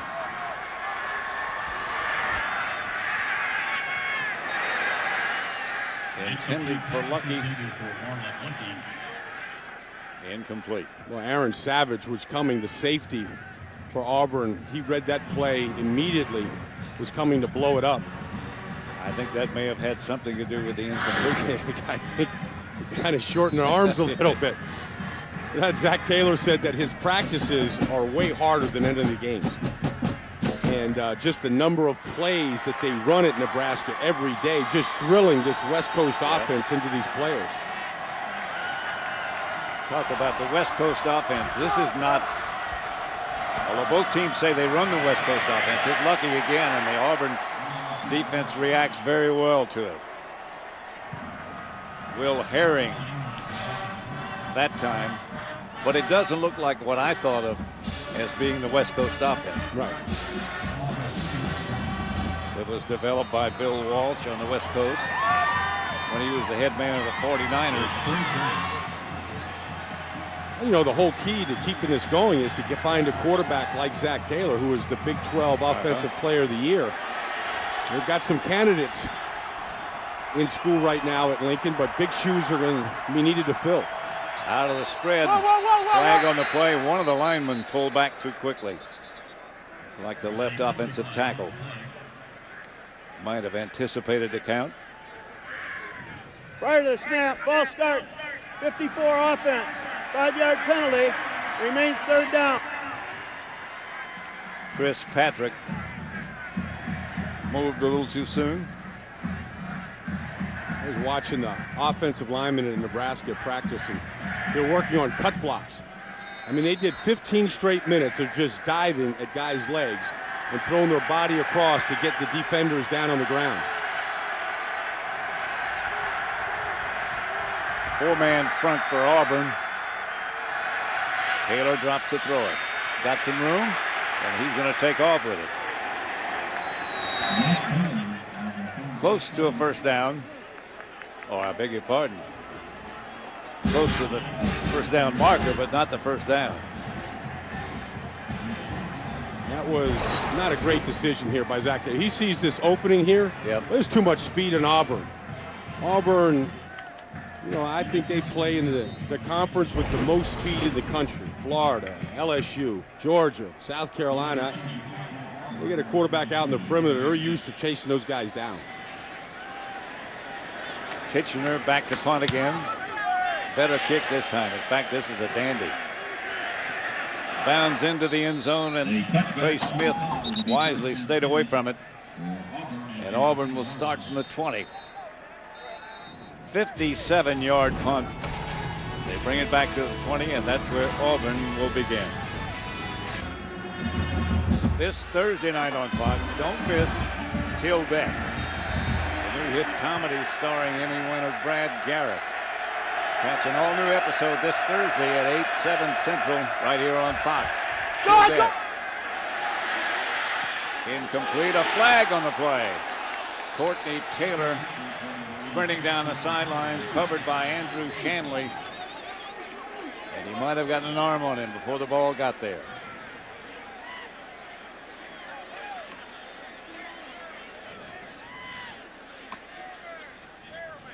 That defensive pass interference. Yep. I didn't see him push him, but I did see his arm come out. Pass interference, number 2 of the defense. 15-yard penalty from the previous spot with an automatic first down. Called against Grigsby. There's Grigsby. There's the mismatch. Courtney Taylor at 6'4".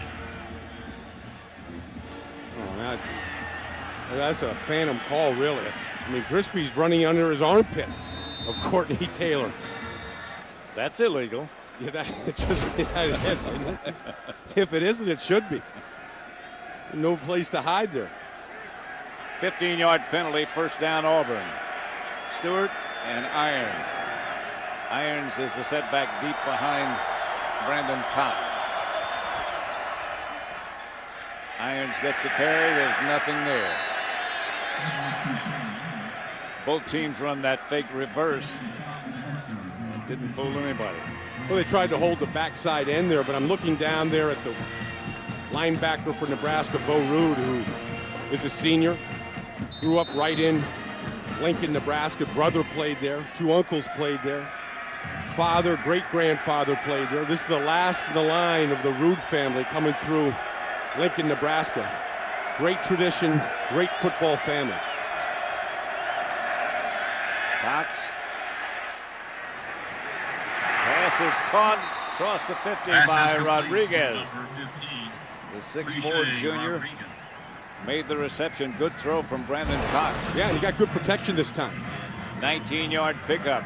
See, Brandon Cox had a chance to step up that time. Last catch by Preche Rodriguez won the Alabama game in the last game that Auburn played on November 18th. So it's been over 6 weeks. That is a good throw. Great catch and throw. And Auburn's longest play of the day, 19-yard pickup. Nebraska showing blitz, and they blitz it. Good! Wow. Courtney Taylor jumped over the top of the defender and came down with a football. That's a heck of a catch. Wow, that's we're seeing a lot of guys jump here today, and this one was the most effective. There's Grigsby in the armpit again of Courtney Taylor, and he just jumped right over him. Maybe that's what he was looking for when he jumped on top of the huddle earlier today. Yeah. I mean, he was the one that was jumping over the huddle. Now guys are jumping over him. 21-yard pickup. That'll be now the longest play of the day for Auburn by 2 yards. Cox back to Irons, and he's got some blockers in front. And a good hit, but good yardage for Kenny Irons nevertheless. Yeah, great hit by Tierre Green, but you can see those 2 passes that Auburn has just completed have kind of softened and loosened up this Nebraska front, allowing Irons to get to that corner. Well, Tommy Tuberville said to Krista earlier, we're going to play better in this half, and indeed they are. They really are. Watch this hit by Tierre Green, the safety. A good tackle. Kenny Irons deep again. On second down. Good. Headed for all of it. Lee Guess was the wide receiver. I didn't see a definitive call, did you? No, and I didn't see the ball come out. Looked like it was one of those ties. Looked like both guys had the ball. Yep. Today's attendance, excuse me, Brian, 66,777. 28 of the last 30 games. Well, there's the whole play again. I'm sorry to be talking. Looks like he came down inside there. Yeah. Here's Irons. Down to just shy of the 15-yard line. Let's go back and look at that play in the end zone before. Take a look at Lee Guess and Grigsby, who's been in a lot of plays today. Only 1 foot needs to be in, of course. Yeah, I guess right there. I mean, that's like that right foot. In, yeah. Right foot looked like it was on the white stripe. But who's got the ball? Well, now Guess has the ball at the end. Yeah. Cox looking. Almost intercepted. Waited a little late. Barry Turner knocked it away. All of Brandon Cox's throws have been to the outside, to the sideline. Just looking at Nebraska's defense, there's holes in the middle of it down the field. They haven't thrown anything down the field, in the middle of the field. Really working the edges on this drive. Really, you're right. The tight ends have not been involved greatly at all. There's an area in the field there when they snap the ball that looks to be open. Perhaps they listened to you. Yeah, you see this? They just moved to safety up here. They heard you. They just changed. Now he's calling a timeout. Yeah.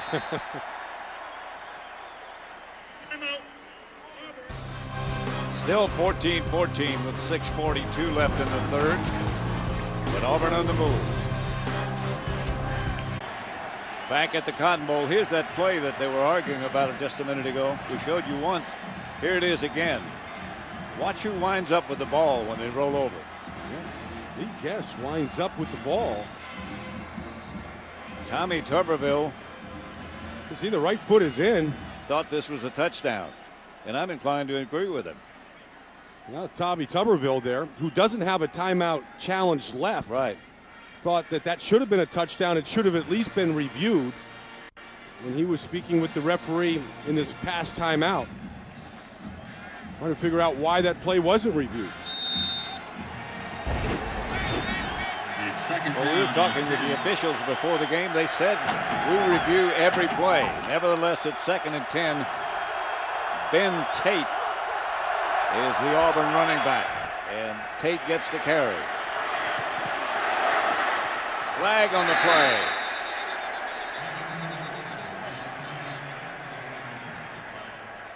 Tate made it around the corner. There was a flag dropped on the block that helped to spring him. Number 30, Terry Green, defending on the play. It was the big right tackle, Jonathan Palmer, out there on the edge that pulled somebody down. Holding. 79. Offense. 10-yard penalty from the previous spot. Repeat. 2nd down. By the way, a catch that they'll move Auburn back. That catch that Courtney Taylor made was a career record-tying 150th reception. Ties him with Karsten Bailey. That was earlier. That set up the disputed catch for the touchdown. That last hold was on Grigsby, who seems to be in a highlight package every time we show him. From the time he jumped on the huddle today. Taylor fakes left, throws screen right, incomplete. Ben Tate, the intended receiver. An incomplete pass intended for Ben Tate. Here's what we've been talking about. Never have I ever seen anything like Courtney Grigsby jumping up on the shoulders of his teammates there during the team huddle. And look at all those bodies. I mean, there's got to be 100 red shirts and helmets. And how high he got up. Just jumped right over him. Break the Lambeau lead. Now, they've been going at him. They've been coming at him on the perimeter running game. They've been throwing at him. Here he is at the top on this play. 3rd and 20. Go! Nope, out of bounds, incomplete. Rodriguez intended. Like Auburn's going to settle or try to settle for a field goal. The drive that looked so promising really stalled with that holding call by Palmer. John Vaughn, 19 out of 23 in his field goal attempts. This will be from 42 yards out. And that would be about his range.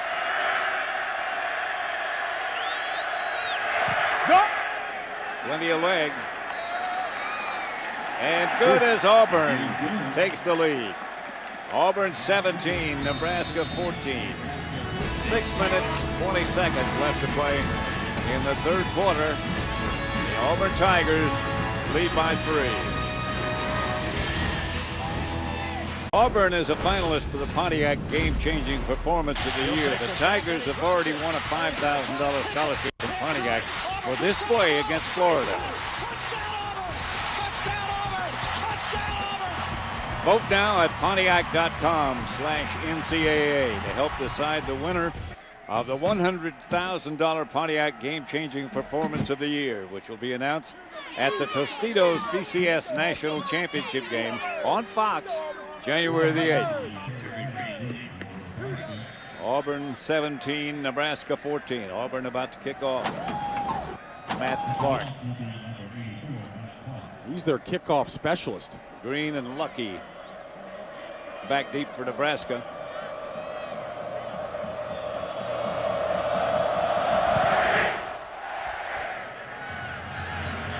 From the 8, Lucky to about the 28. 17-14 Auburn. Lucky is the tailback. Lucky gets the carry. And gets about 3 or 4. Pat Sims on the stop. Number 95, Pat Sims. Nebraska took the opening kickoff and put together a drive of beauty. But since then, the Auburn defense has figured out things and kept them pretty well in check. They've adjusted.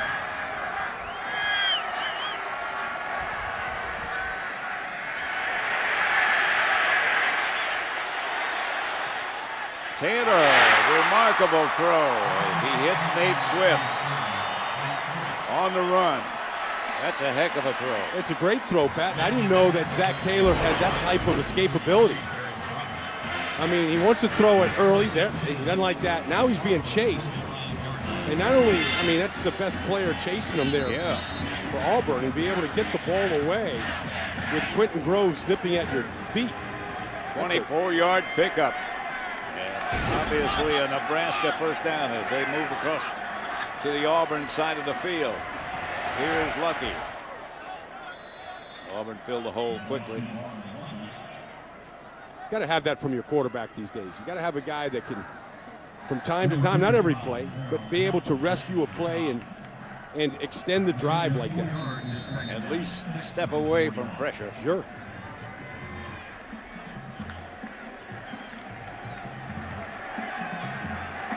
You think about it, the Big 12 Offensive Player of the Year, there are a lot of good players out of that conference. Right. I thought he was the best and the most talented. Second down.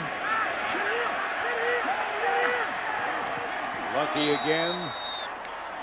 And past the first down marker, they'll move the chain. Marlon Lucky has good patience when he runs, Pat. I mean, whoever his lead blockers are, whether it's his fullback or fullback this time and his guard getting out in front of him, watch him just in that hip pocket there, just following him, just being patient, and then when he gets rid of him, then take what he gives you. 21 carries, 76 yards for Lucky. That one got 8. And Nebraska first down. This looks like the first drive of the day.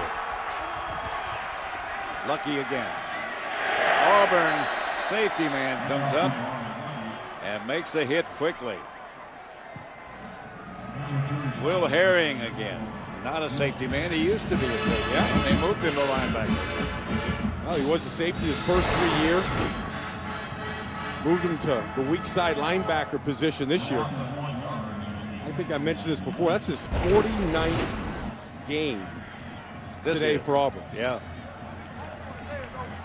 That's a career. Yeah, it is a career.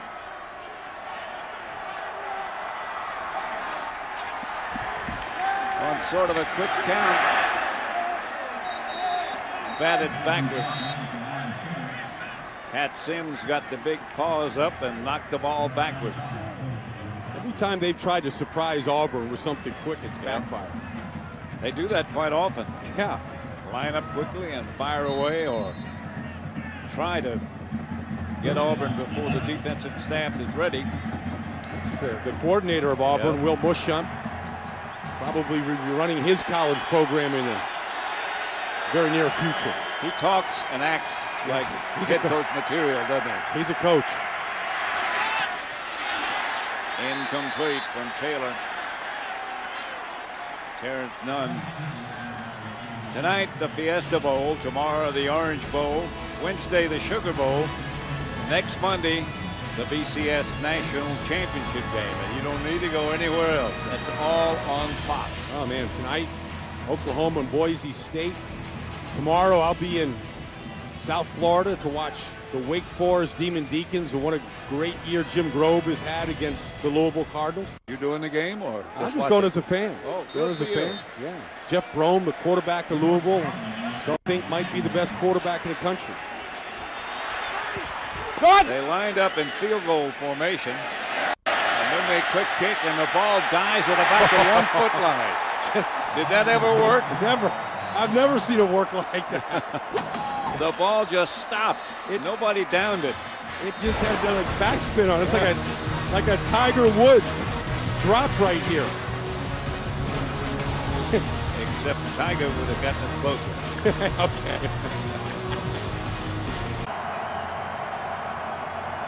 There's Jordan Congdon without the helmet, smiling in the background. The guy who executed that remarkable kick we just witnessed. Auburn, Kenny Irons is almost out of the back of the end zone. They're going to throw. Incomplete. Courtney Taylor. Here's what they lined up in. Oh, this is a great fake. It's a great fake. You don't see it very often, but it's a great play. You're in no man's land, probably too far for a field goal. Don't want to line up in a punt. And then you just put the Tiger Woods backspin on it and let it just die. Jordan Congdon, who executed the kick, is from San Diego. That looks like something he might have learned on the beach. A little, like it was kicked in sand. Yeah. He's still smiling. Yeah. He feels good.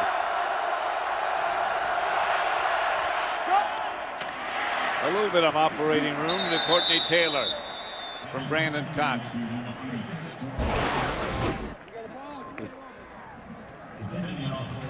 That gives him the Auburn all-time receiving record. He had 150, that's 151. I think Congdon just got a record for number of high fives. I think so too. Look at everybody. He didn't have enough hands to take them on. That's when you want to make sure you don't have your helmet on. Right. Everybody can see what you look like. Get a little national exposure there for a great quick kick.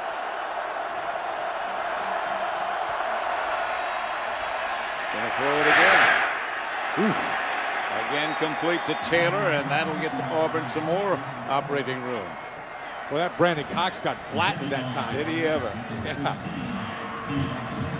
He hung in there. He hung in there and got rid of this ball. You're going to see him. He's getting sandwiched as he throws this football.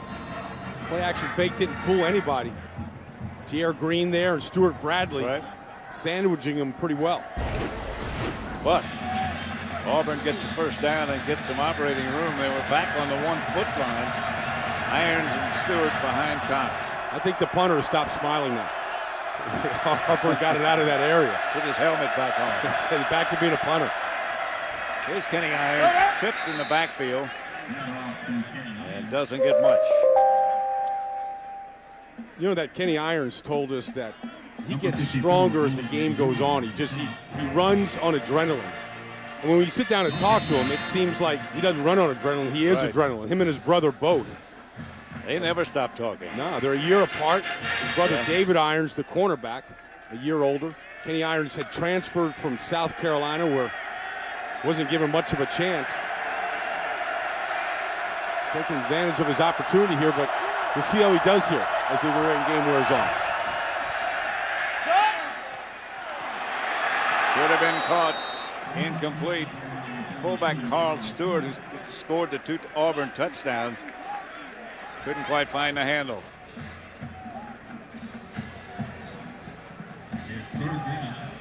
Our first let down line, by the way, is brought to you by AT&T, as is the Cotton Bowl itself, brought to you by AT&T. I see the connection between the yellow line and phone lines. Yeah. Third down.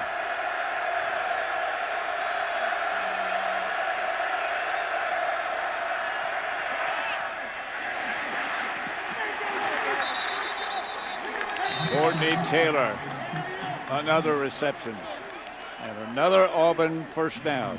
And a heady spin by Courtney Taylor, knowing where the defender was and turning away from him to be able to pick up the first down.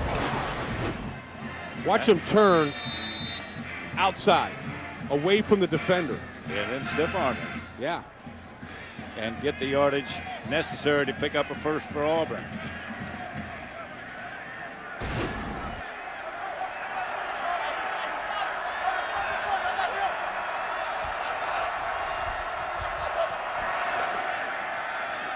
Draw play to Irons. Beg your pardon, that's Ben Tate. Irons was replaced before that play. Tate, remember that name because that's a back of the future. Just a freshman.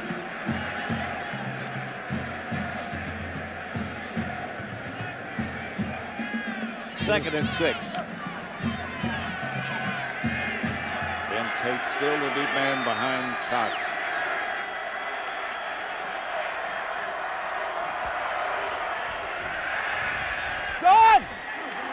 Wide open, the Auburn receiver. Gabe McKenzie, the tight end. Worked to the tight end, but not in the middle. As Brian was talking about earlier, 12-yard gain, excuse me. You know that Tommy Tuberville came out of the locker room talking to our Chris Devoda down the field saying we're going to play better in the second half, and they have owned this third quarter. No question about it.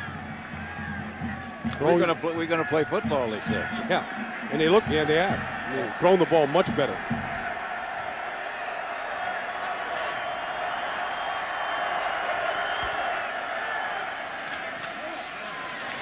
Tate.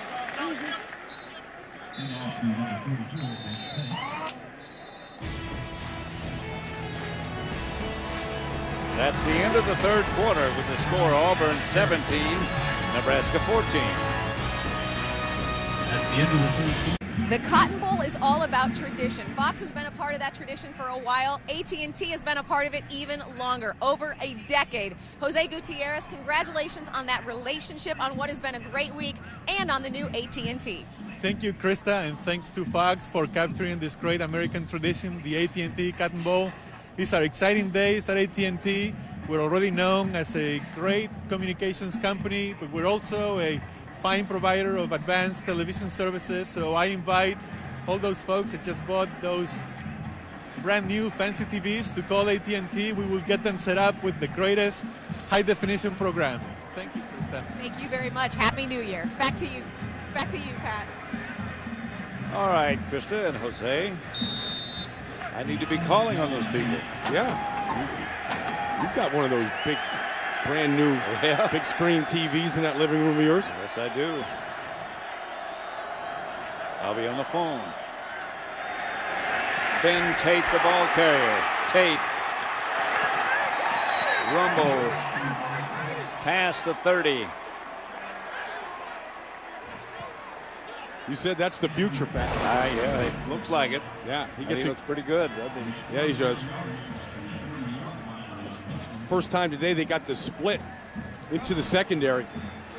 21-yard pickup.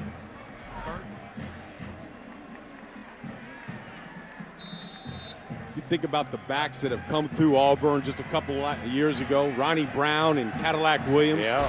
The 2nd and 5th pick in the NFL draft. Bo Jackson. Stephen Davis. I played with a great one. Joe Childress. There you go. A few years back. This is Kenny Irons. He is wrapped up in the backfield.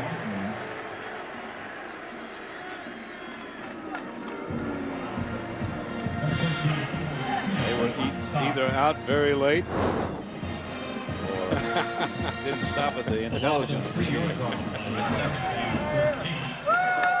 Or they're just Nebraska fans. They just haven't been to a New Year's Bowl in Nebraska in a while. Right. Haven't been here in a long time. Kenny Irons, the deep back. Stewart in front of him. Fake to Irons. Outside to Irons. I heard that hit all the way up here. That's a long way up here. I heard it too. Andre Jones, the author of that contact. That's a good tackle. This kid, rarely do you see a cornerback lead a team in tackles, but him and Stuart Bradley were tied at the top this year for the Cornhuskers. That's where we are, on the top deck up there. Way up. We hear the hits before we see them. Yeah.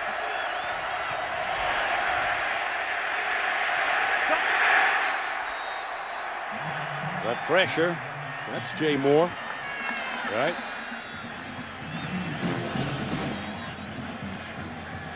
Both those defensive ends anticipate playing at the next level. And after talking with them and looking at them the other day, I have to agree. Well, that both of them at least will get the chance. Both of them bleed Nebraska red too. Cody Bliss back to punt it. Swift lets it bounce and it dies. Another effective punt. 12:44 left to play in Dallas at the Cotton Bowl, the 71st. Auburn leads by 3, 17-14. A look from the AT&T Skyview camera. You see from time to time, furnishing those unique pictures of this contest between Auburn and Nebraska. Outside to Lucky. And Lucky gets near a first down. You need a Skyview camera here. Yeah, you do. Track the ball. Zach Taylor, I think, having a pretty good day, just trying to finish a drive here. He's got about 100 plays on his wrist. He doesn't practice with that wristband on. He tries to go through practice without it, trying to memorize the volume of plays that they have in. They has it on during the game where they just call out a number and he reads the play according to the number. Memorizing those 100 is a tough task by itself. Brandon Jackson has replaced Lucky as the running back. I asked Bill Callahan how he teaches this offense that is so noted in the NFL about how difficult it is to learn. You always hear it takes 3 years for a quarterback to master it. He said we repetition. We just cram as much as we can in every day.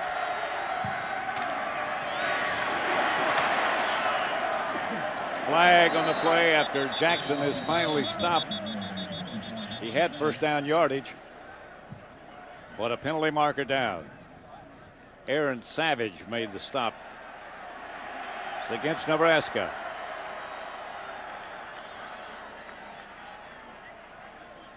One of the things that Tommy Tuberville said when they came out in the second half was that he had too much time and he gave them too much material. So we've simplified things, both on offense and defense, I assume he meant. And Auburn has been indeed much more effective in the second half. Holding, 62. Offense, 10-yard penalty from the spot of the foul. Repeat, second down. Excuse me, I was at a dinner with the Auburn coach a couple of years ago when he had that undefeated team, and I asked him how many first-round draft choices he thought he had on that team, and he said 5. Yeah. And indeed there were 5, including Cadillak, Ronnie Brown, Jason Campbell, yeah, Carlos Rogers, yeah. Good play by the Auburn. Great anticipation. Brandon Jackson was taken down before he had a chance to maneuver at all. Watch that David Irons. David Irons. Yeah, I mean, that David Irons came in with his brother to talk to us the other day, and it looked like a vaudeville act. I mean, one guy starts a sentence, the other guy finishes it. I mean, they're just back and forth, high motors, high energy. Get the feeling that those kind of guys, at the end of the holidays, you just want them to get out of the house, go back to school. Third down coming from the spread. Incomplete. Through the hands of the intended receiver, Terrence Nunn. David Irons, somebody asked him how he would feel after this game was over, playing his last game with his brother. He said, I'll probably cry. Yeah. And I bet he would. Titchener back to punt. And Trey Smith back deep for Auburn. Titchener back in the end zone. Smith on the Nebraska side of the 50. Good kick. Some room. One good block. Needs one more block. Got one more. Got back just shy of the 50. After all that dancing, they ran out of music. Stuart Bradley, number 34 on the tackle. 17-14, Auburn.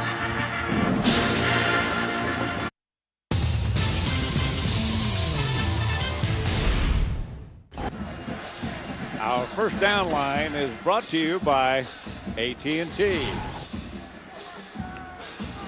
They've moved it a few times today, haven't they? Auburn in the second half, Nebraska in the first half.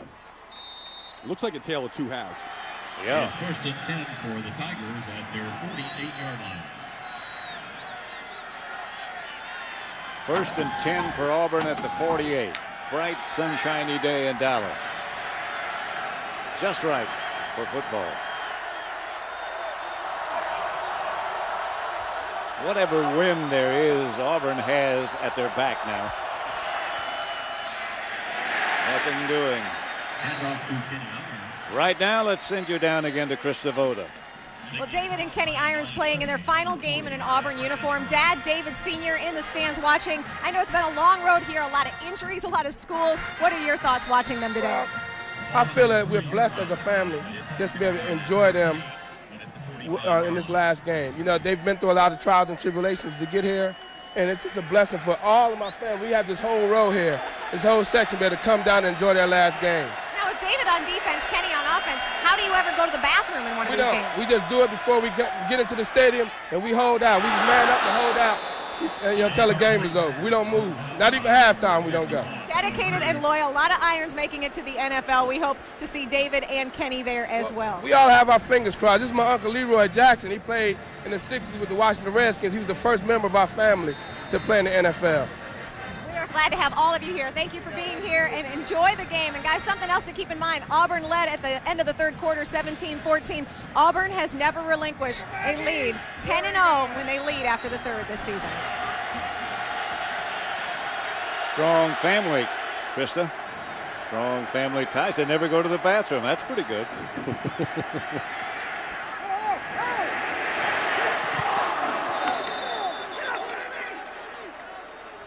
Courtney Taylor, the intended receiver, he looked like he was open momentarily. With that cover 2, the safety man rolled over. Well, that's a great job by Courtney Taylor, that if he wasn't going to get the ball, make sure that Shanley didn't. Shanley's older brother, Scott Shanley, going to the playoffs with the New Orleans Saints. Earned a first-round bye with their play this year. Cody Bliss back to punt for Auburn. Going to fake it. There's nobody there. Line drive, good spiral punt. Over the head of Grigsby into the end zone. 55-yard kick. Tailwind, but a good kick nevertheless. And now we highlight Colt Brennan, who is a candidate for the singular All-America Player of the Year.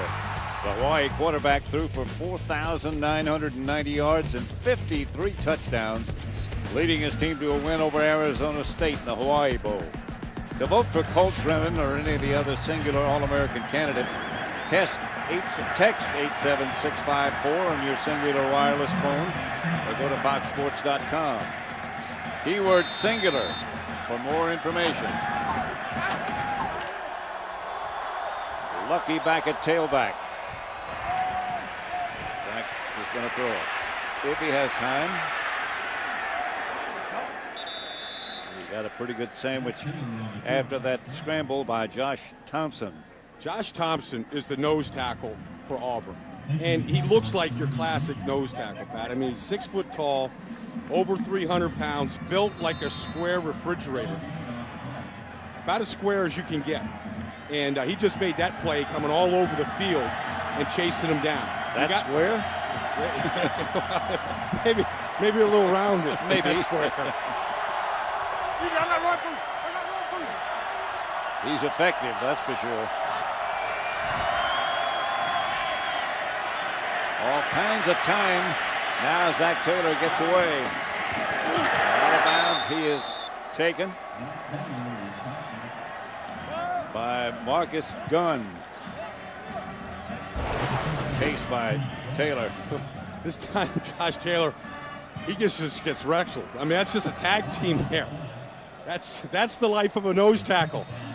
He gets up, he doesn't stop. No. You don't want to get a loaf in your last college game. It's over there. And he gets a couple high fives out on the sideline. Marlon Lucky, the lone back with Zach Taylor. Out of the spread he operates. Blitz coming, look out. Incomplete, good coverage and a good play by Purify is the intended receiver, knocked away by David Irons. Well, Irons is celebrating this play because Zach Taylor thought he had a beat on Purify. David Irons left his feet and got that hand in there. David Irons just happy to be playing. He's overcome 2 ACL injuries. Was on crutches 2 years ago when Auburn won the Sugar Bowl against Virginia Tech. So Titchener is back again. 6 times Nebraska's had the ball and 6 times they've punted in a row. Fielded on the Nebraska side of the 50 this time by Smith. And that's where Auburn will take over and start this offensive possession. They lead by 3. Back at the 71st Cotton Bowl. What a day it's been. What a good game we've had. 17-14. Auburn leading. It's Auburn ball. Just at midfield. Happy New Year from all of us at Fox. Happy New Year to all of you who attended this year's Cotton Bowl. It's been a great game. Flag on the play.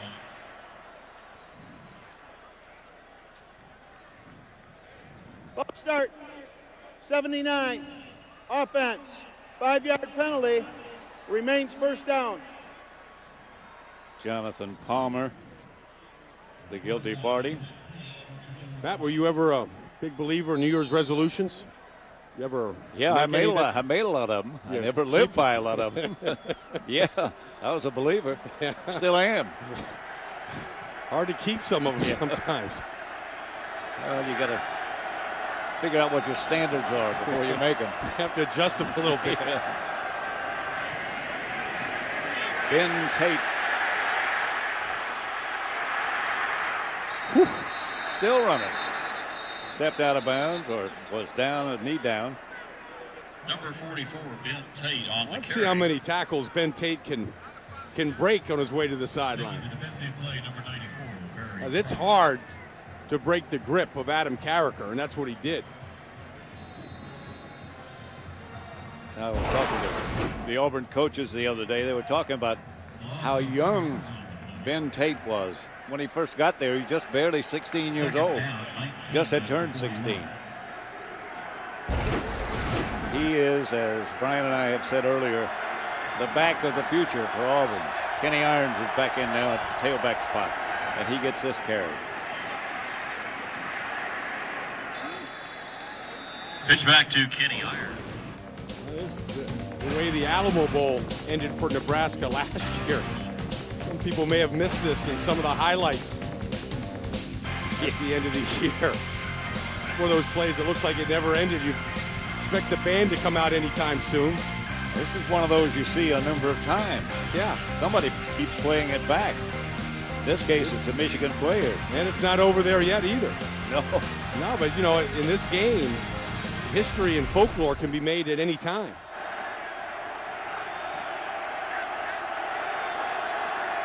Brandon Cox changes formations around. Nebraska faked the blitz. Didn't have to. Barry Cryer came around the corner. Nebraska saying, we got the ball. And they do. What a break that is. 5 minutes, 24 seconds left. Nebraska takes advantage of the Auburn turnover. Stuart Bradley made the recovery. And they created it. They created that turnover. Great instant pressure on Brandon Cox. Second turnover for Auburn. They took advantage of Nebraska turnover to score their touchdowns. And now it's Nebraska's turn. Marlon Lucky back in at tailback. They needed that. They needed that turnover. They have not been able to move the football in the second half.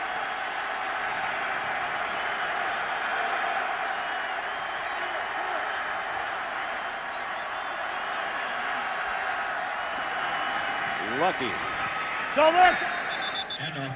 About a yard. We had asked Adam Carricker and Jay Moore if they felt like Nebraska football was back. And they said no, because we haven't won a championship.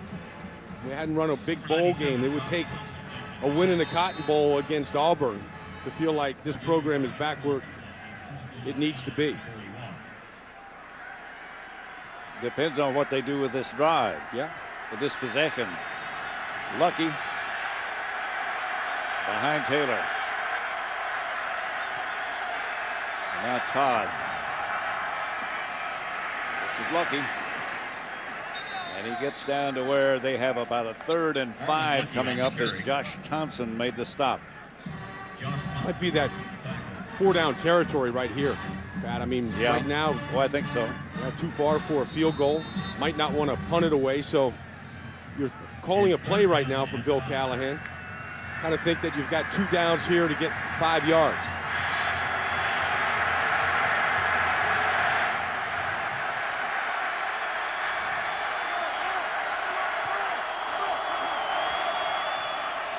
Behind a bunch of blockers is Lucky.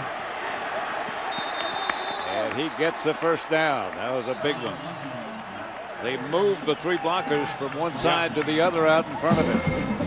Well, they got a convoy out front, and that led them around the corner. There's the bunch formation you're talking about. Just getting as many bodies as you can, pulling the linemen. To go out with the people that were already set out there. They pulled 2 more people.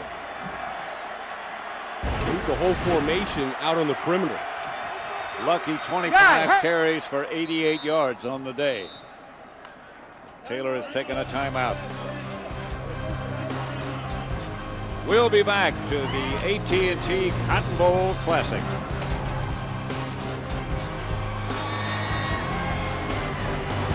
Our Total Access game summary presented by Blockbuster.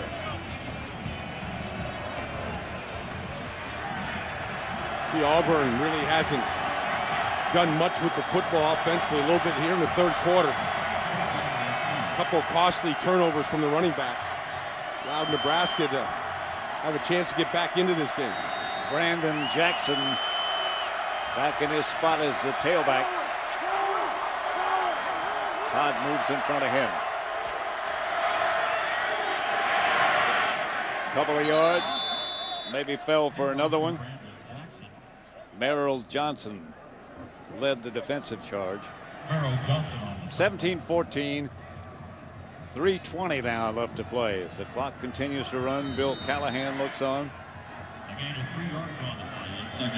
I think Bill has a lot of confidence in his quarterback, though. In this part of the game, this situation here to put the ball in his hands.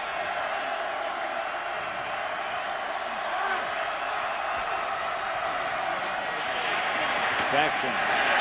Good job defensively by Auburn. Josh Thompson again. The defense is flying to the football. Tommy got his team to 7 straight bowl games, 3 straight New Year's Day bowl games. And that defense playing like they want to win this one.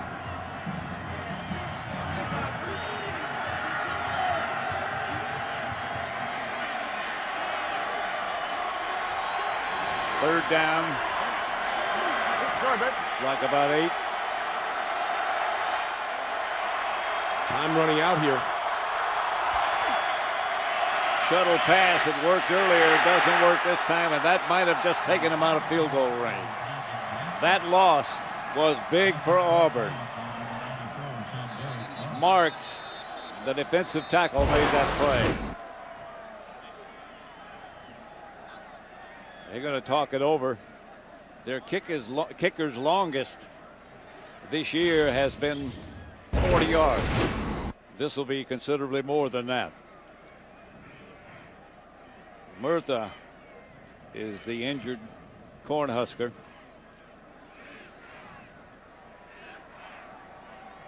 .203 left on the game clock.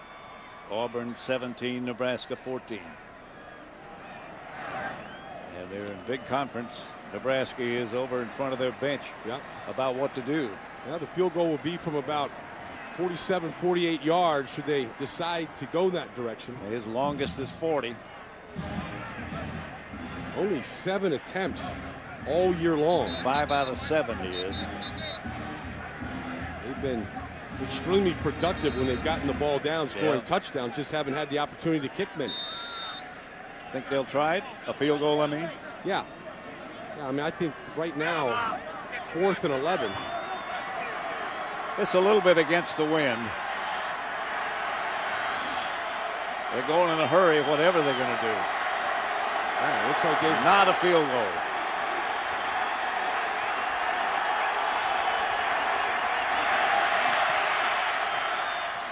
Out of bounds and incomplete. Intended for Franz Hardy.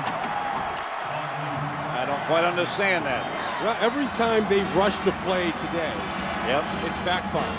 And some of it is Nebraska in the execution, but a lot of it is Auburn being prepared for any kind of a quick play, a quick snap. But that was really a 1 receiver route and pressure in Zach Taylor's face.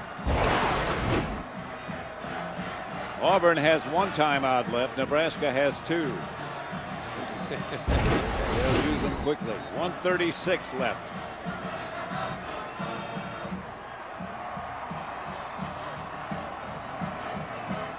Nebraska's got to be a little bit confused by what they did on that play.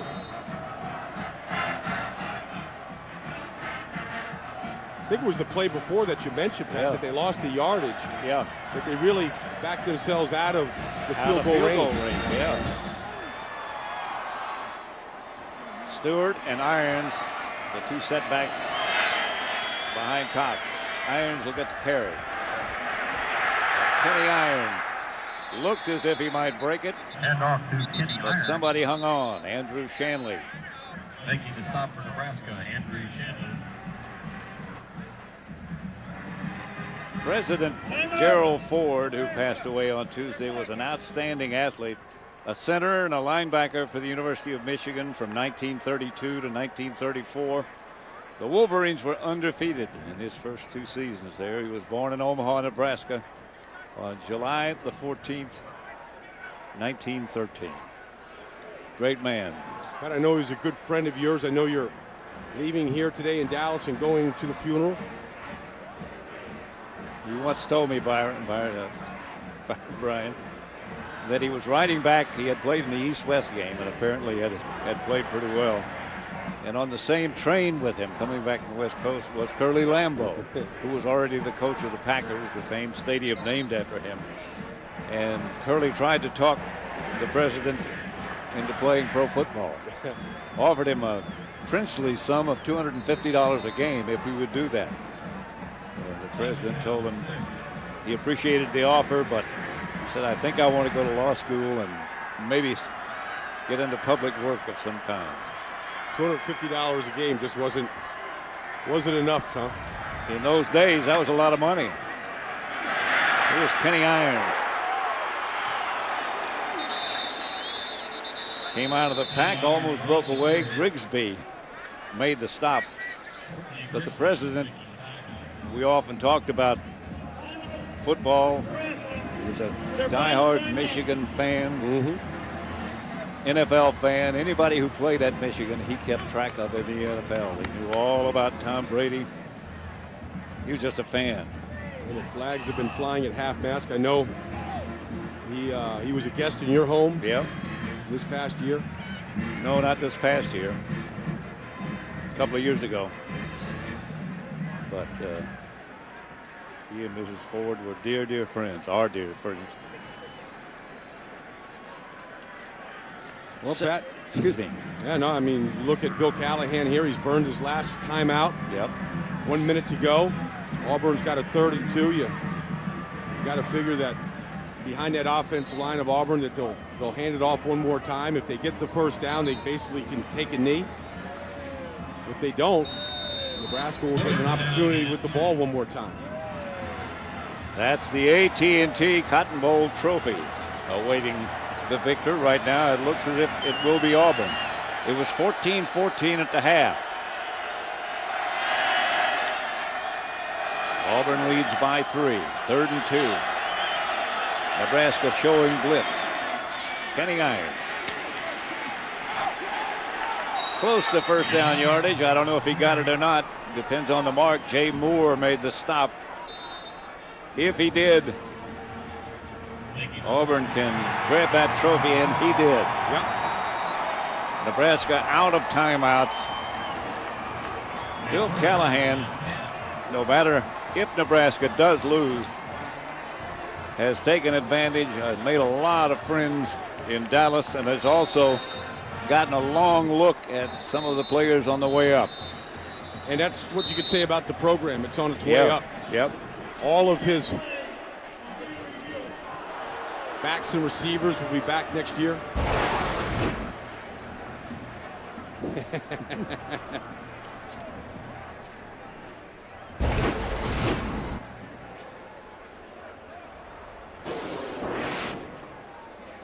Don't forget tonight on Fox, the Tostitos Fiesta Bowl. Boise State against Oklahoma. It's difficult to say, but I'm interested to see it. Yeah. Yeah, I mean, Oklahoma, you saw Oklahoma here this year in the classic Red River Valley contest here at the Cotton Bowl, Texas OU. Adrian Peterson getting back onto the field. Talented tailback. Been a good week for Bill Callahan and the Cornhuskers.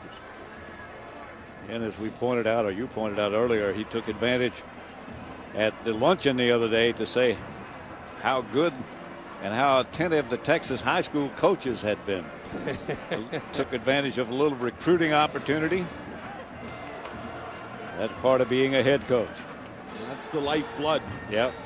Got to keep him coming. He thought that when he came to Nebraska, the couple of things he was looking at, they may be reviewing the spot here. They are. That's what they're doing.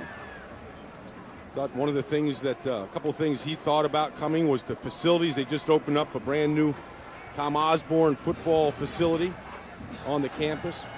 After review, we have indisputable video evidence that the runner was down short of the 40-yard line by 1 foot. 4th down, Auburn. Down by 1 foot. There's the guy who was missed by 1 foot, Kenny Irons.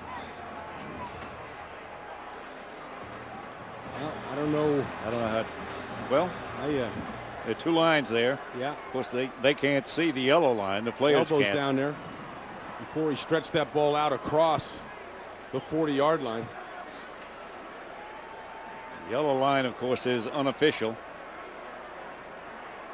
The players can't see that, nor can the people in the stand. 49 seconds. 49 seconds. Put 2 more seconds back on the game clock. That's what the officials are saying. They've done a good job today, the official group from the Big 10, the Big 12. Callahan put his glasses back on. They're from the Big 10, not the Big 12. That's the way the operation does in the bowl games. They don't come from the same conference that either of the 2 schools come from. Neutral officials.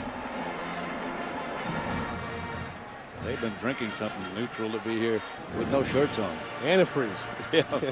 Antifreeze protected themselves. Yep. Or that corn cob. Auburn. Timeout, Auburn. Timeout. Let's talk it over. Of course, if you decide to punt, there's always the danger of a punt being blocked. Sure. Or a bad snap. You never know. With 24 seconds remaining on the game clock. And they're going to go in punt formation.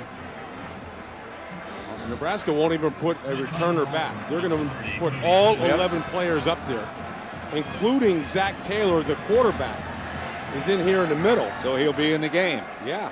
In case something does happen. Nobody back.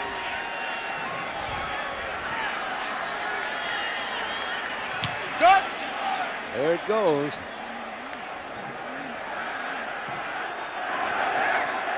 Nobody in red even close by. Now here they come. They took as much time off as they could. Yep.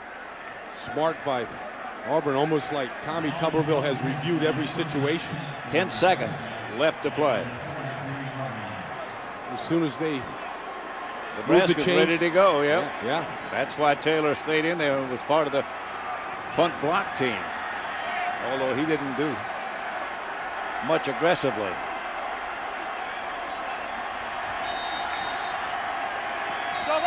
He spikes it, and we'll have 9 seconds left.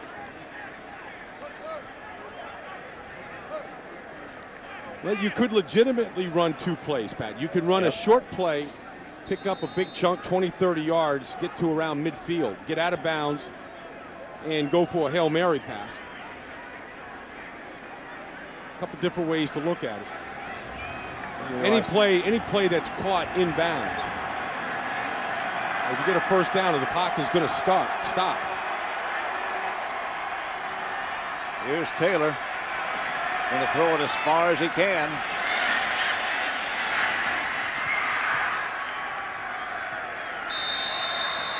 Eric Block came down with it, and that's the game. Auburn, the 71st Cotton Bowl. Auburn wins by 3 by a field goal 42 yards in length. The only scoring in the second half. Well played game. Very well played. Nebraska took the opening kickoff and drove the length of the field, took a 7-0 lead, and looked totally in charge. Auburn adjusted, and Coach Tommy Tuberville said at the half, when Krista interviewed him, we've simplified things and we're going to play some football in the second half, and indeed they did. Yeah, defensively they shut Nebraska down completely in the second half. controlled the line of scrimmage, never let those backs get going, Lucky or Jackson.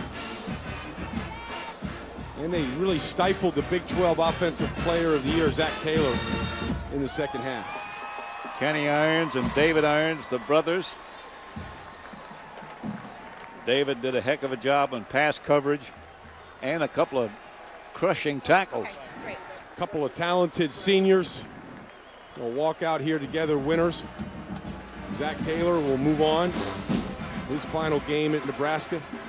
Zach Taylor perhaps has a future in the NFL. Here's how the scoring occurred today. I mentioned that Nebraska came out and looked very strong. Swift caught that touchdown pass, couple short fields. Fullback getting in there for a couple of times. Auburn took advantage of a turnover. That drive took 9 yards. Then Nebraska came right back. Tied at 14-14. There's the winning field goal by Vaughn from 42 yards out against a little wind. 17-14 Auburn.